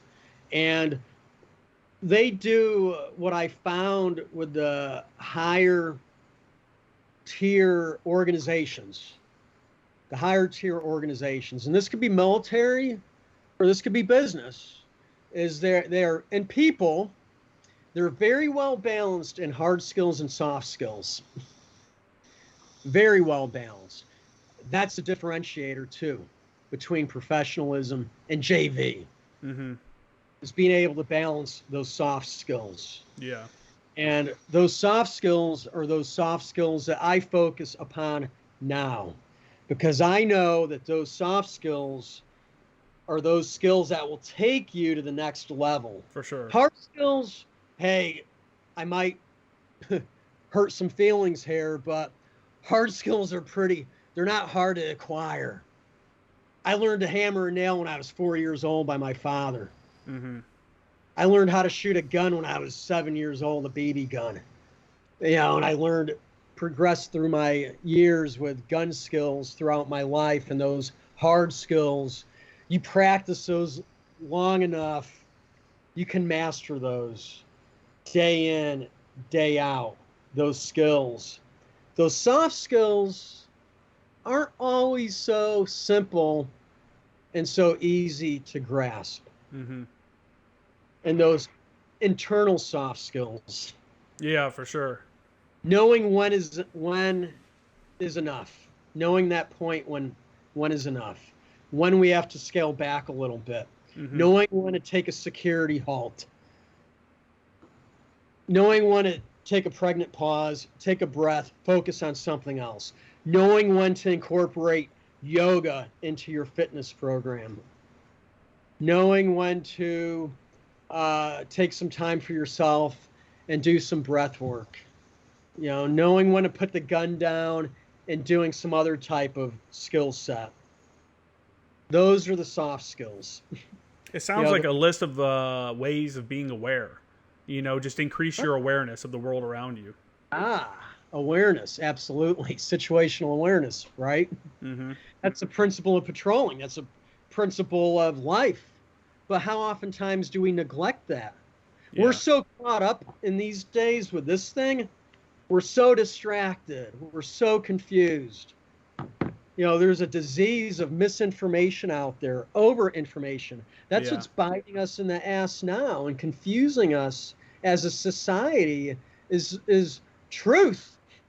Yeah, too much info and too much skewed info, and then people get into their own echo chambers and stuff like that. Absolutely. And I've dealt with information my entire life.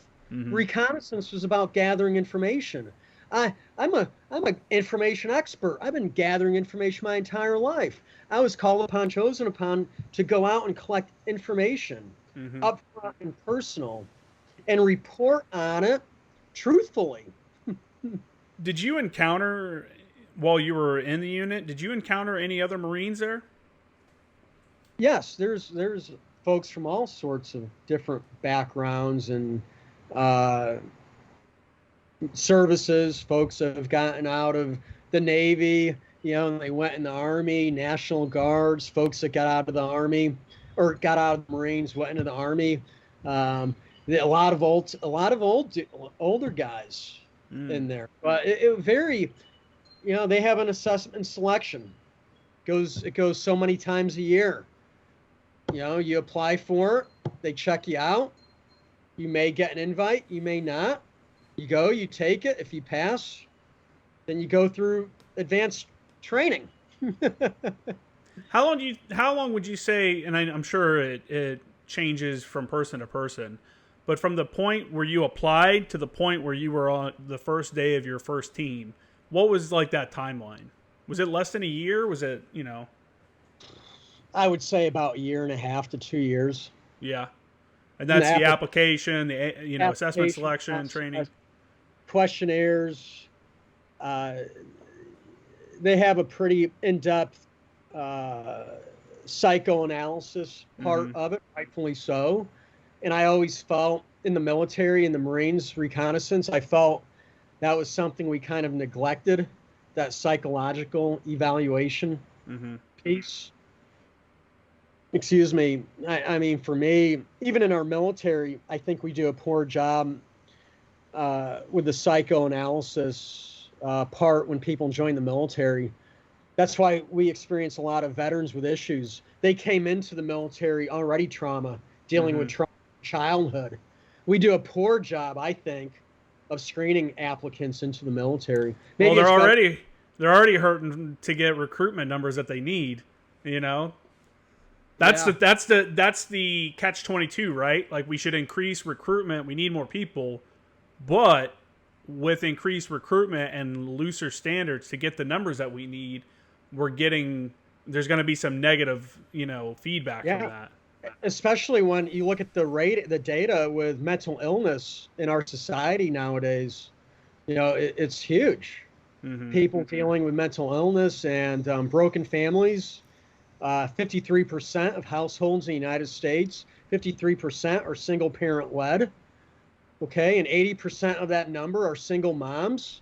We have more single moms leading families in the United States than any other country in the world. The United States, 63% of Americans are overweight.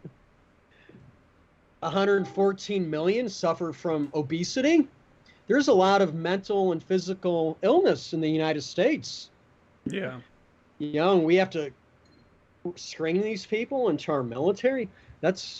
So what happens? The standards in the military start to erode, yeah. Which is sad, which shouldn't be the case. Yeah. Yeah, it's tough, man. And like I talked to General Bellin about that, and I was like, hey, man, after, the 1 year anniversary of the attack in Kabul, at H. Kaya and Abbey Gate and all that, retention's horrible, recruitment's horrible. The parents are asking themselves, should I send my children into an organization such as this? And then also, like we just said, a lot of them we find out aren't even eligible for service because they have these kind of, ongoing issues. So, yeah, it's tough, man. It's a weird world out there right now, and what's crazy is some of the stuff. I was lucky because I had been arrested a couple times before I joined the Marines. And had we not been at a war, when they were allowing waivers, I wouldn't have been able to get in. I got arrested twice for weed, because I lived in Indiana and it's very anti-weed there and stuff. And man, my recruiter was pissed because I was 18. I was still in high school the first time it happened. And I'd already talked to the recruiter. So they were like, yeah, we got a guy, and then I got in trouble. So I feel like I did, all right with the military. I think I had a pretty good career and did the stuff I wanted to do. And I think it also helped me kind of break some bad habits I was forming as a young man right out of high school and stuff like that. So I'm not necessarily against relaxing some standards, I guess, for recruitment. As long as the end state, you're still expected to carry the load at the end like everybody else. Yeah. People are kind of giving the Army some shit right now because they're doing this pre-screening for their boot camp. They're allowing people to join and go through like a couple weeks or maybe a month training process to get them ready for boot camp. And I'm like, yeah, that's funny, I guess, because we can laugh at ourselves because we are not in the best physical and mental shape to join the military, so they got to get us ready. But that's not a bad thing. You're teaching people how to improve their own lifestyle and stuff before you put them through this rigorous training. I mean, I could see how people would laugh at it, but I think it's not necessarily a bad idea. You know what I'm saying? It's like guys that go through Ranger training, through the Ranger Regiment or go through MARSOC or anything like that. There's I think all of those have a pre-screener where they go through and do a couple weeks of training to make sure that they're ready to go through the actual training, Yeah, and it's come to that. It's come to that, really. But if you're getting a product that you want at the end, then that's all right, though, right? Because we have to shift, we have to adjust with the new times. Yeah, I might differ on that a little bit because I believe you should come up to the game ready to play. Mm-hmm. And you sign up for Special Missions Unit. Guess what? You're there to play. You better show up. There's no coaching involved. It's sink or swim. When I finished my advanced training at the unit, part of their training process, 2 weeks later, I'm in Iraq. It was game on. I mean, Yeah, but always that's different. Yeah, that's different than when you're talking about people starting recruit training. You're playing for the Yankees, man. You're at the yeah, top of the top. Of course, we right. expect you to come in and be ready to go. Part of that, at least when I joined the military, it was expected upon me to prepare myself. That was part of the screening process. That's true. You know, I seen many now, people get now turned away by the recruiter, like go and it lose goes 20 back. pounds and come back. And what I saw in reconnaissance, now we're relying on other people to be accountable for bringing other people up to speed. I don't necessarily agree with that. I think part of that onus is on you, and that's part of the screening process. Mm-hmm. And if you can't bring yourself up to speed to pass initial indoctrination, whatever that may be, well, maybe this isn't for you.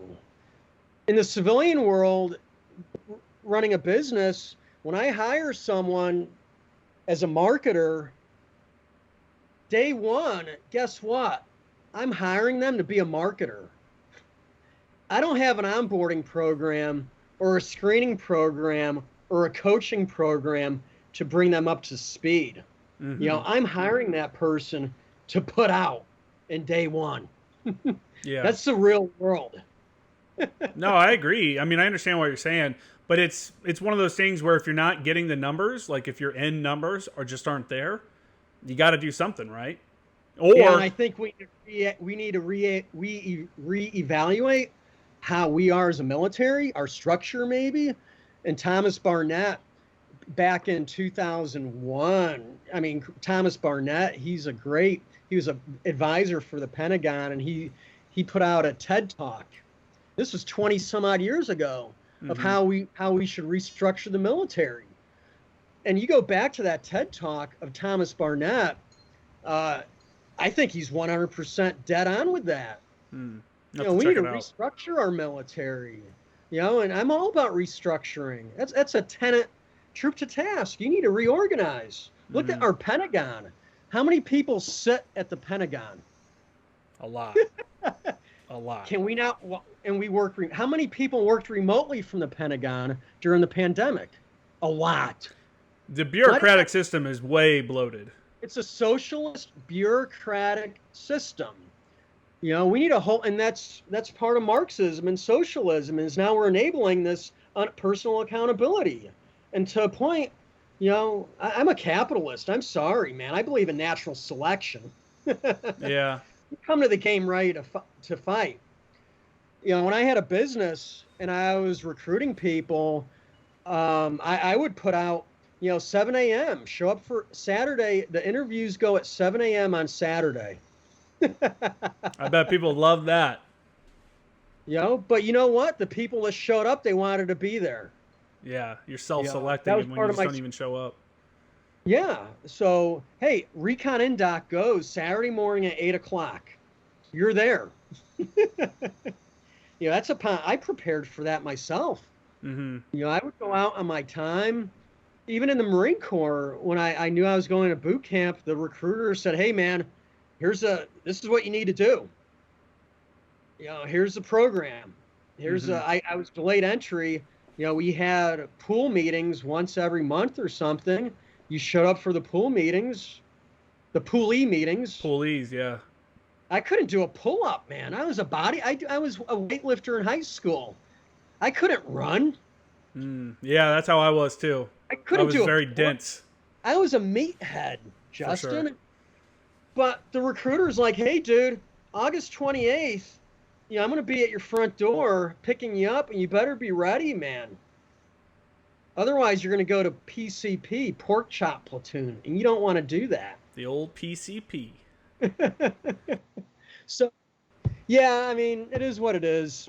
Looking back at that poolee, having not gone to boot camp and couldn't do one pull-up, if you could give yourself one piece of advice after all this experience you've had, what would it be?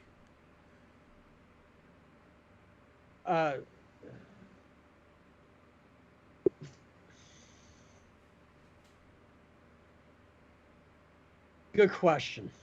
I didn't mean to leave you speechless. No, but there's so many. You know, be open-minded.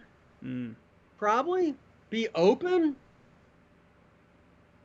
because there's multiple solutions to one problem. Yeah. No, that's true. You know, people's perspectives. It kind of blows my mind that people lack perspective to be able to see some stuff from the other person's point of view or whatever. A lot of people only want to see the stuff the way they're looking at it. They never consider, you know, the other options that could be out there and stuff. And I like struggled that. So, with that. And I took a moment, you know, because I asked myself, damn, what have I struggled with my entire life that if I had to go back and, you know, it would be open yourself, understand more. Take the time to understand more. mm-hmm. There's three sides to every coin. You just confuse people. They're like, wait, there's only two. Yeah. But growing up, I grew up in a very fixed-minded environment. Mm-hmm. My parents, I was told, it was very authoritative. Yeah, I never questioned them.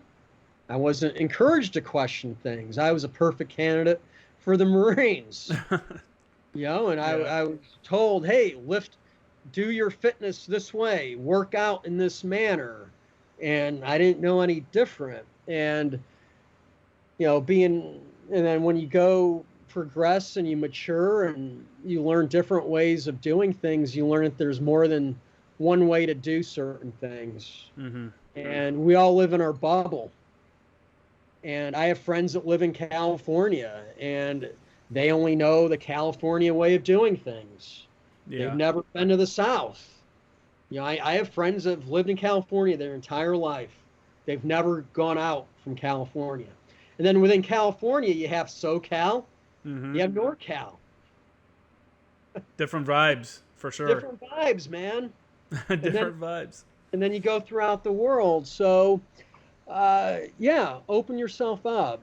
Realize that there's more than one way of doing things. And do your best to understand others' views on things. And that took me a long time. Yeah.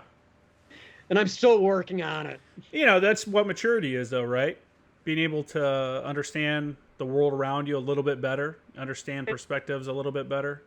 And learning about soft skills and that inner awareness. Yeah. And that's something that, having gone to the special missions unit and being around, I learned about problem solving, and there's multiple ways of doing things.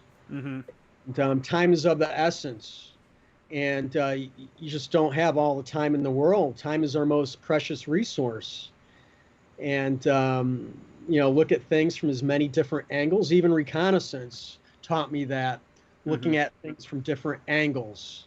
That's why they tell you in snipers, you never stay in one position. You have to go, you're skilled at collecting and observing. You're a skilled observer, and a skilled observer never stays in one position too long. You stay here, you move to another angle. Mm-hmm. I think the same holds true philosophically and with self-awareness too, to question yourself and to look at things in different angles, from the right side, from the left, and from the middle. And that's what Zen Commando, that's what I've put together. You know, Zen Commando is about finding the middle way, operating in that middle way, finding the middle of the path.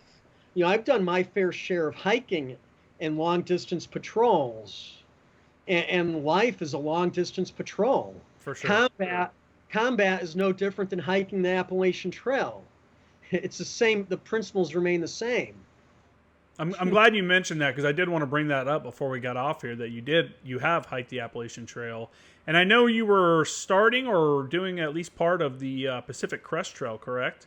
Right. And I finished 80% of it. And I ran into fires last year, 2021. I came across the fires in Northern Cal, shut me down. I did half of it, 1,300 miles last year.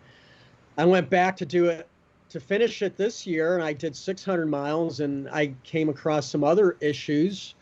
And I'm going to go back next year and reattempt the entire thing again next year.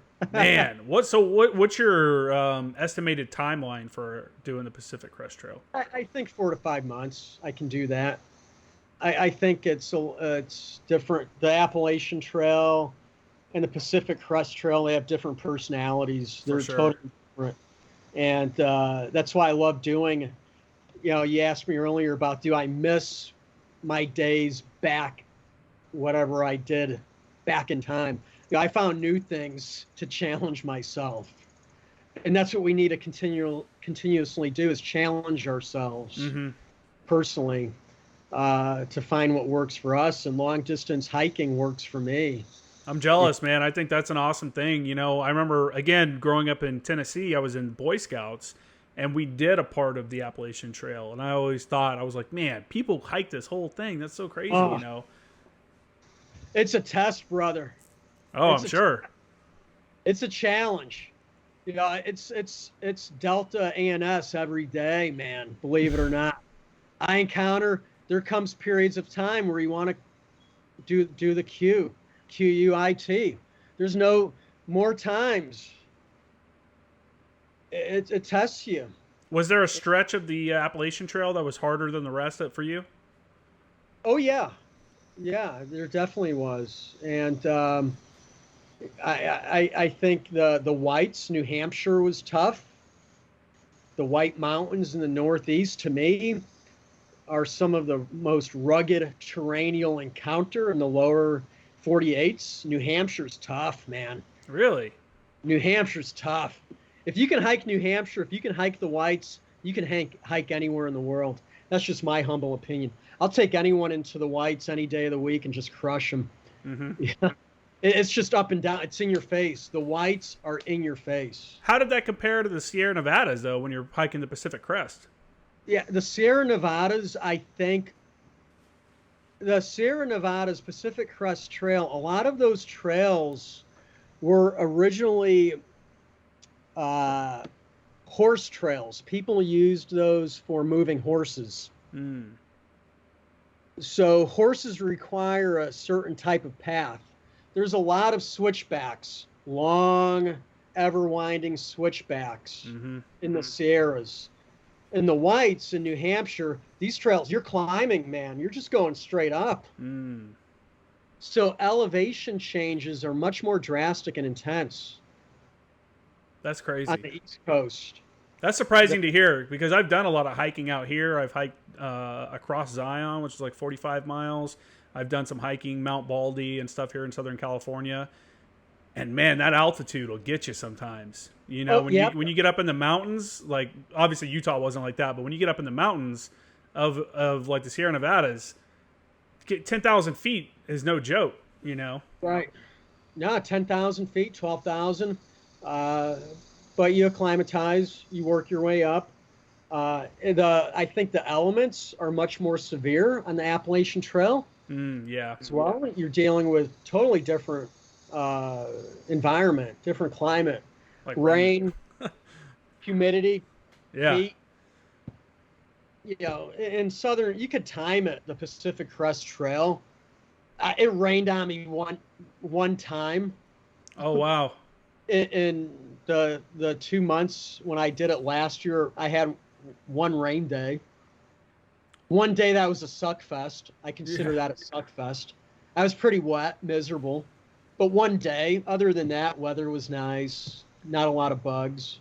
So when you're hiking the Pacific Crest Trail compared to the Appalachian Trail, would you say your loadout's less then? If you're not experiencing that, the different weather events that you may experience on the East Coast, are you carrying less stuff going up the PCT? I carry about the same. Okay. I think it comes down to level of experience of hiker Mm-hmm.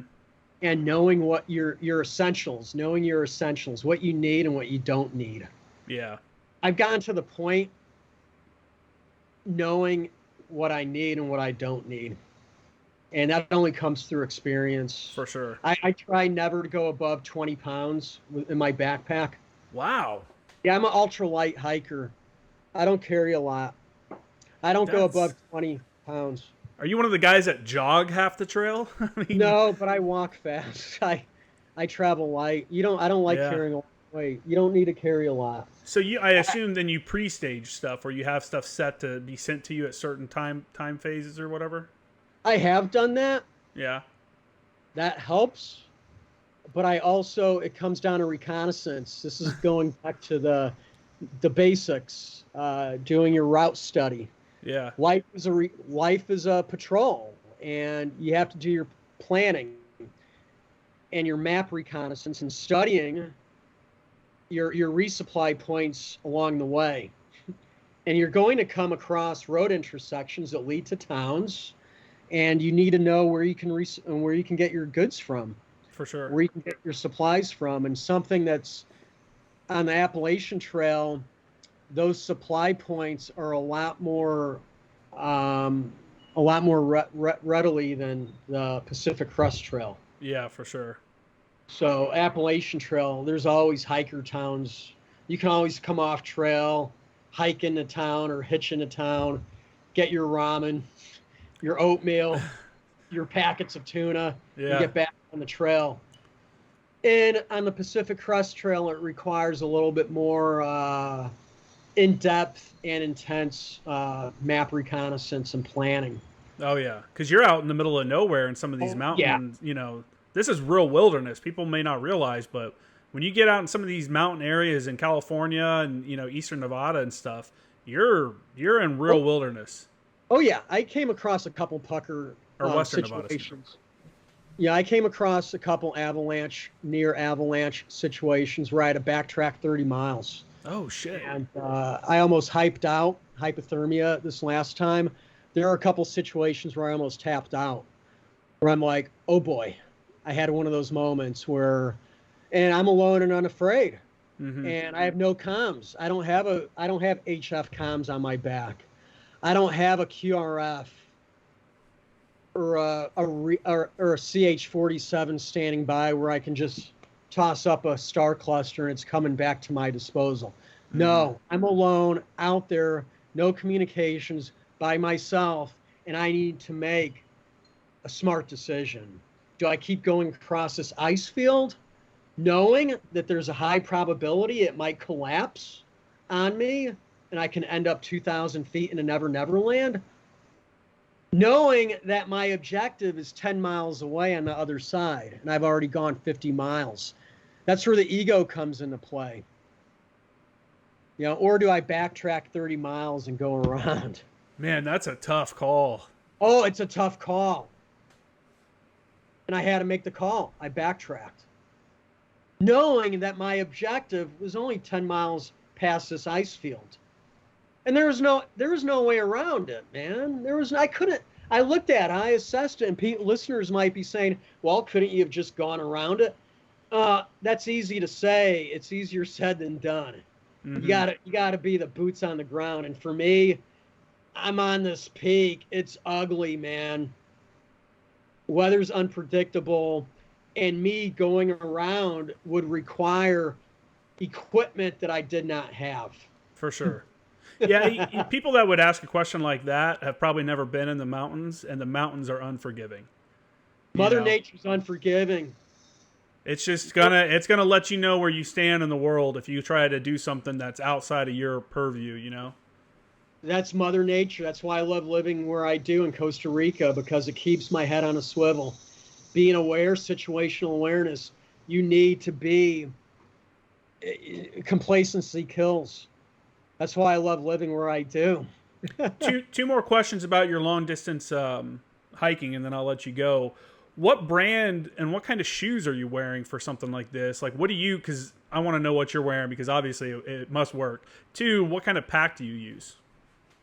Yeah, so great questions. Those are part of the big 3.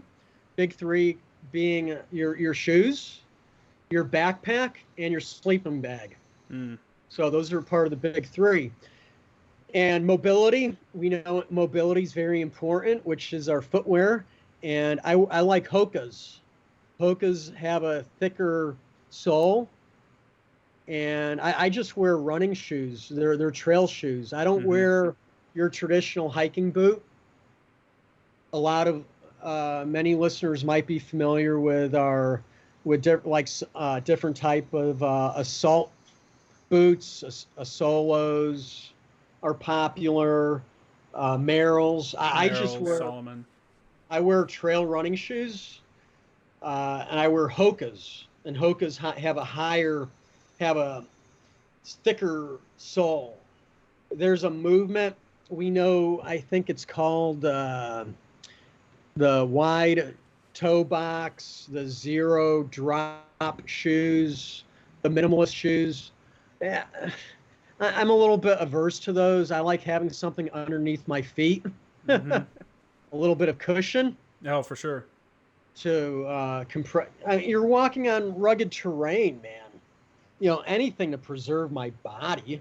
Mm-hmm. So I wear Hoka speed goats. They're called Hoka speed goats, and I love Hokas. They've upped my hiking game. Remember, too, I'm only carrying 20 pounds. Yeah. So if I was carrying a load, 40, 50 pounds, I would probably have a shoe with ankle support. But considering I'm not carrying that type of weight, I'm okay with a running shoe. Mm-hmm. Also, I incorporate a lot of stability work in my daily training program. So I'm doing a lot of ankle stability.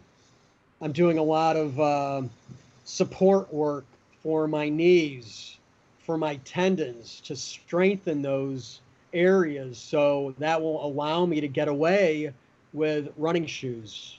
I do a lot of ankle calf work, a lot of strengthening exercises. So that's my go-to shoe, Hoka's Speed Goats 5.0. For my backpack, I use what was my latest? I was using Ultimate Direction, a brand Ultimate Direction, and it was more of a backpack vest. Mm. It had a lot of pockets on the front. Yeah. Ultra runners use those. Ultra runners use those, so I tried that one this past go around, and it worked out well. Ultimate Direction. I there's Hyperlight. That's another type of backpack, and then Z-Pack. Z-Pack is a very good lightweight, ultralight backpack. Ultralight hikers like to use Z-Pack. So you have Z-Pack, a brand called Hyperlight, Ultimate Direction. I try to keep my backpacks less than 1 pound. Oh, wow. These are garbage bag light, man, and they're nothing sexy. It's just a lightweight backpack on your. Interesting. Well, it makes Yeah. sense when you're traveling 1,000+ miles. You know, Yeah. you're measuring stuff probably in grams at I that am. point. I'm measuring everything. Everything I measure, I scale. What ounces, grams, my food, everything has a purpose. I'm not carrying anything non-essential. Yeah. Everything I like to think has multiple purposes. Not yeah. So water. That's I one. carry a quilt, a lightweight quilt, almost like a Yeah. poncho liner. So Do you carry a spot device or one of the GPS like rescue devices? I do a Garmin Mini. Okay. Yeah, For something like what you're doing, that seems like a necessity. I mean, yeah. I did carry it last year. I neglected carrying it this year. I figured I had my phone, and I kicked myself in the ass for not having it.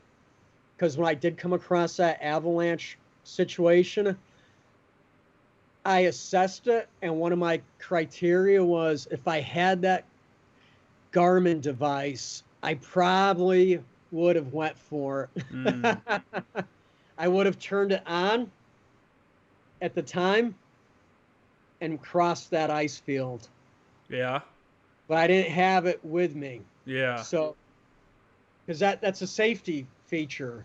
for sure. Those Garmin's are pretty good because it works off satellites, and it's a subscription base. So Yeah. you pay for the service, and it's pretty much you have good comms. And I always have my sister serves as my my rear, my recon rear per se, and I would check in with her a couple times a day and give her where I'm located at. Yeah. Or if I'm about to cross a dangerous area, I would go, hey, I'm checking in with you. This is where I'm at. Expect to hear back from me in 3 hours. So no, they're a great device. I didn't carry it this time, but yeah, I carry them with me. Yeah, I feel like something like that would definitely be key, especially because you're doing it alone. You know, even with other people, it would be a smart thing to have. But when you're alone, Yeah, I mean, anything could happen, and that right there could definitely save a life. it's a force multiplier.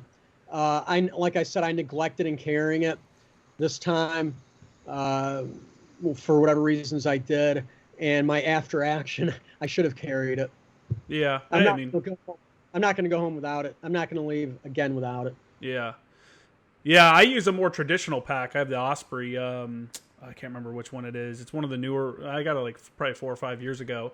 But it's what I like about it too is the top pouch on the pack is also an assault pack or like the little Yep. pack, you know, which is great because you could just Yeah. drop that and then go summit. You know, it's a good summit bag or something like that. So it's interesting to hear that you're using lighter bags or ultra marathon runner vest style kind of things to go for these like long what some people would think you need to carry a bunch of stuff so that you could survive through the Appalachian Trail, which that's really kind of the opposite mindset. You're trying to make time while carrying the essentials. Yes, it's really refocused how I carry gear and equipment now. Looking back with how I carried gear as a reconnaissance Marine, I would have, knowing what I know now, I would have changed so many different things back then with gear. I hopefully they've changed. There's so much lighter gear on the market and different ways of doing things. You can reduce your weight in half. Oh, Serious. Ounces equals pounds equals time, man. Yeah. And that's a principle. You can apply that triathlon, even to life. That's a life principle to me. Ounces equals pounds equals time. The more crap you carry in your life, whatever that may be, it just takes more time to move it. Yeah, for sure. It just takes more time to move. And if you're reconnaissance, if one of your principles, and you have to rely on mobility, and in today's day and age, guess what? You have to rely on mobility. You have to be able to move and pivot at a moment's notice, and you can't slow down. You have to be ready to move. Yeah. No, I agree, man. I agree. Well, hey, this has been a great conversation. I really appreciate you coming on the show. Where can people find all the information about Zen Commando? www.zencommando.com. Or just Google search Zen Commando. I'm on Instagram. I'm on Facebook, YouTube. For the listeners out there, feel free to hit me up anytime. I'm open 24/7. People contact me. I'm a single guy. I live in the jungle. Literally live in the jungle. Zen Commando Solutions. My focus now is on soft skills, optimizing performance and reducing suffering. And whatever that may be, just making people better human beings and operators and functioning that much better in the world. That's good stuff, man. Everybody could benefit from being a little bit better of a human being, you know? And we can all use it. I'm constantly improving myself. And I've developed a couple concepts in my own framework. It's proprietary framework, and I'm working on a book now addressing that framework. So, and I want to share it with people, and it's helped me. It's helped others. So please reach out, and here to support. Well, let me know when the book comes out. We'll have you come back on the show. We can get into some more of these other subjects too.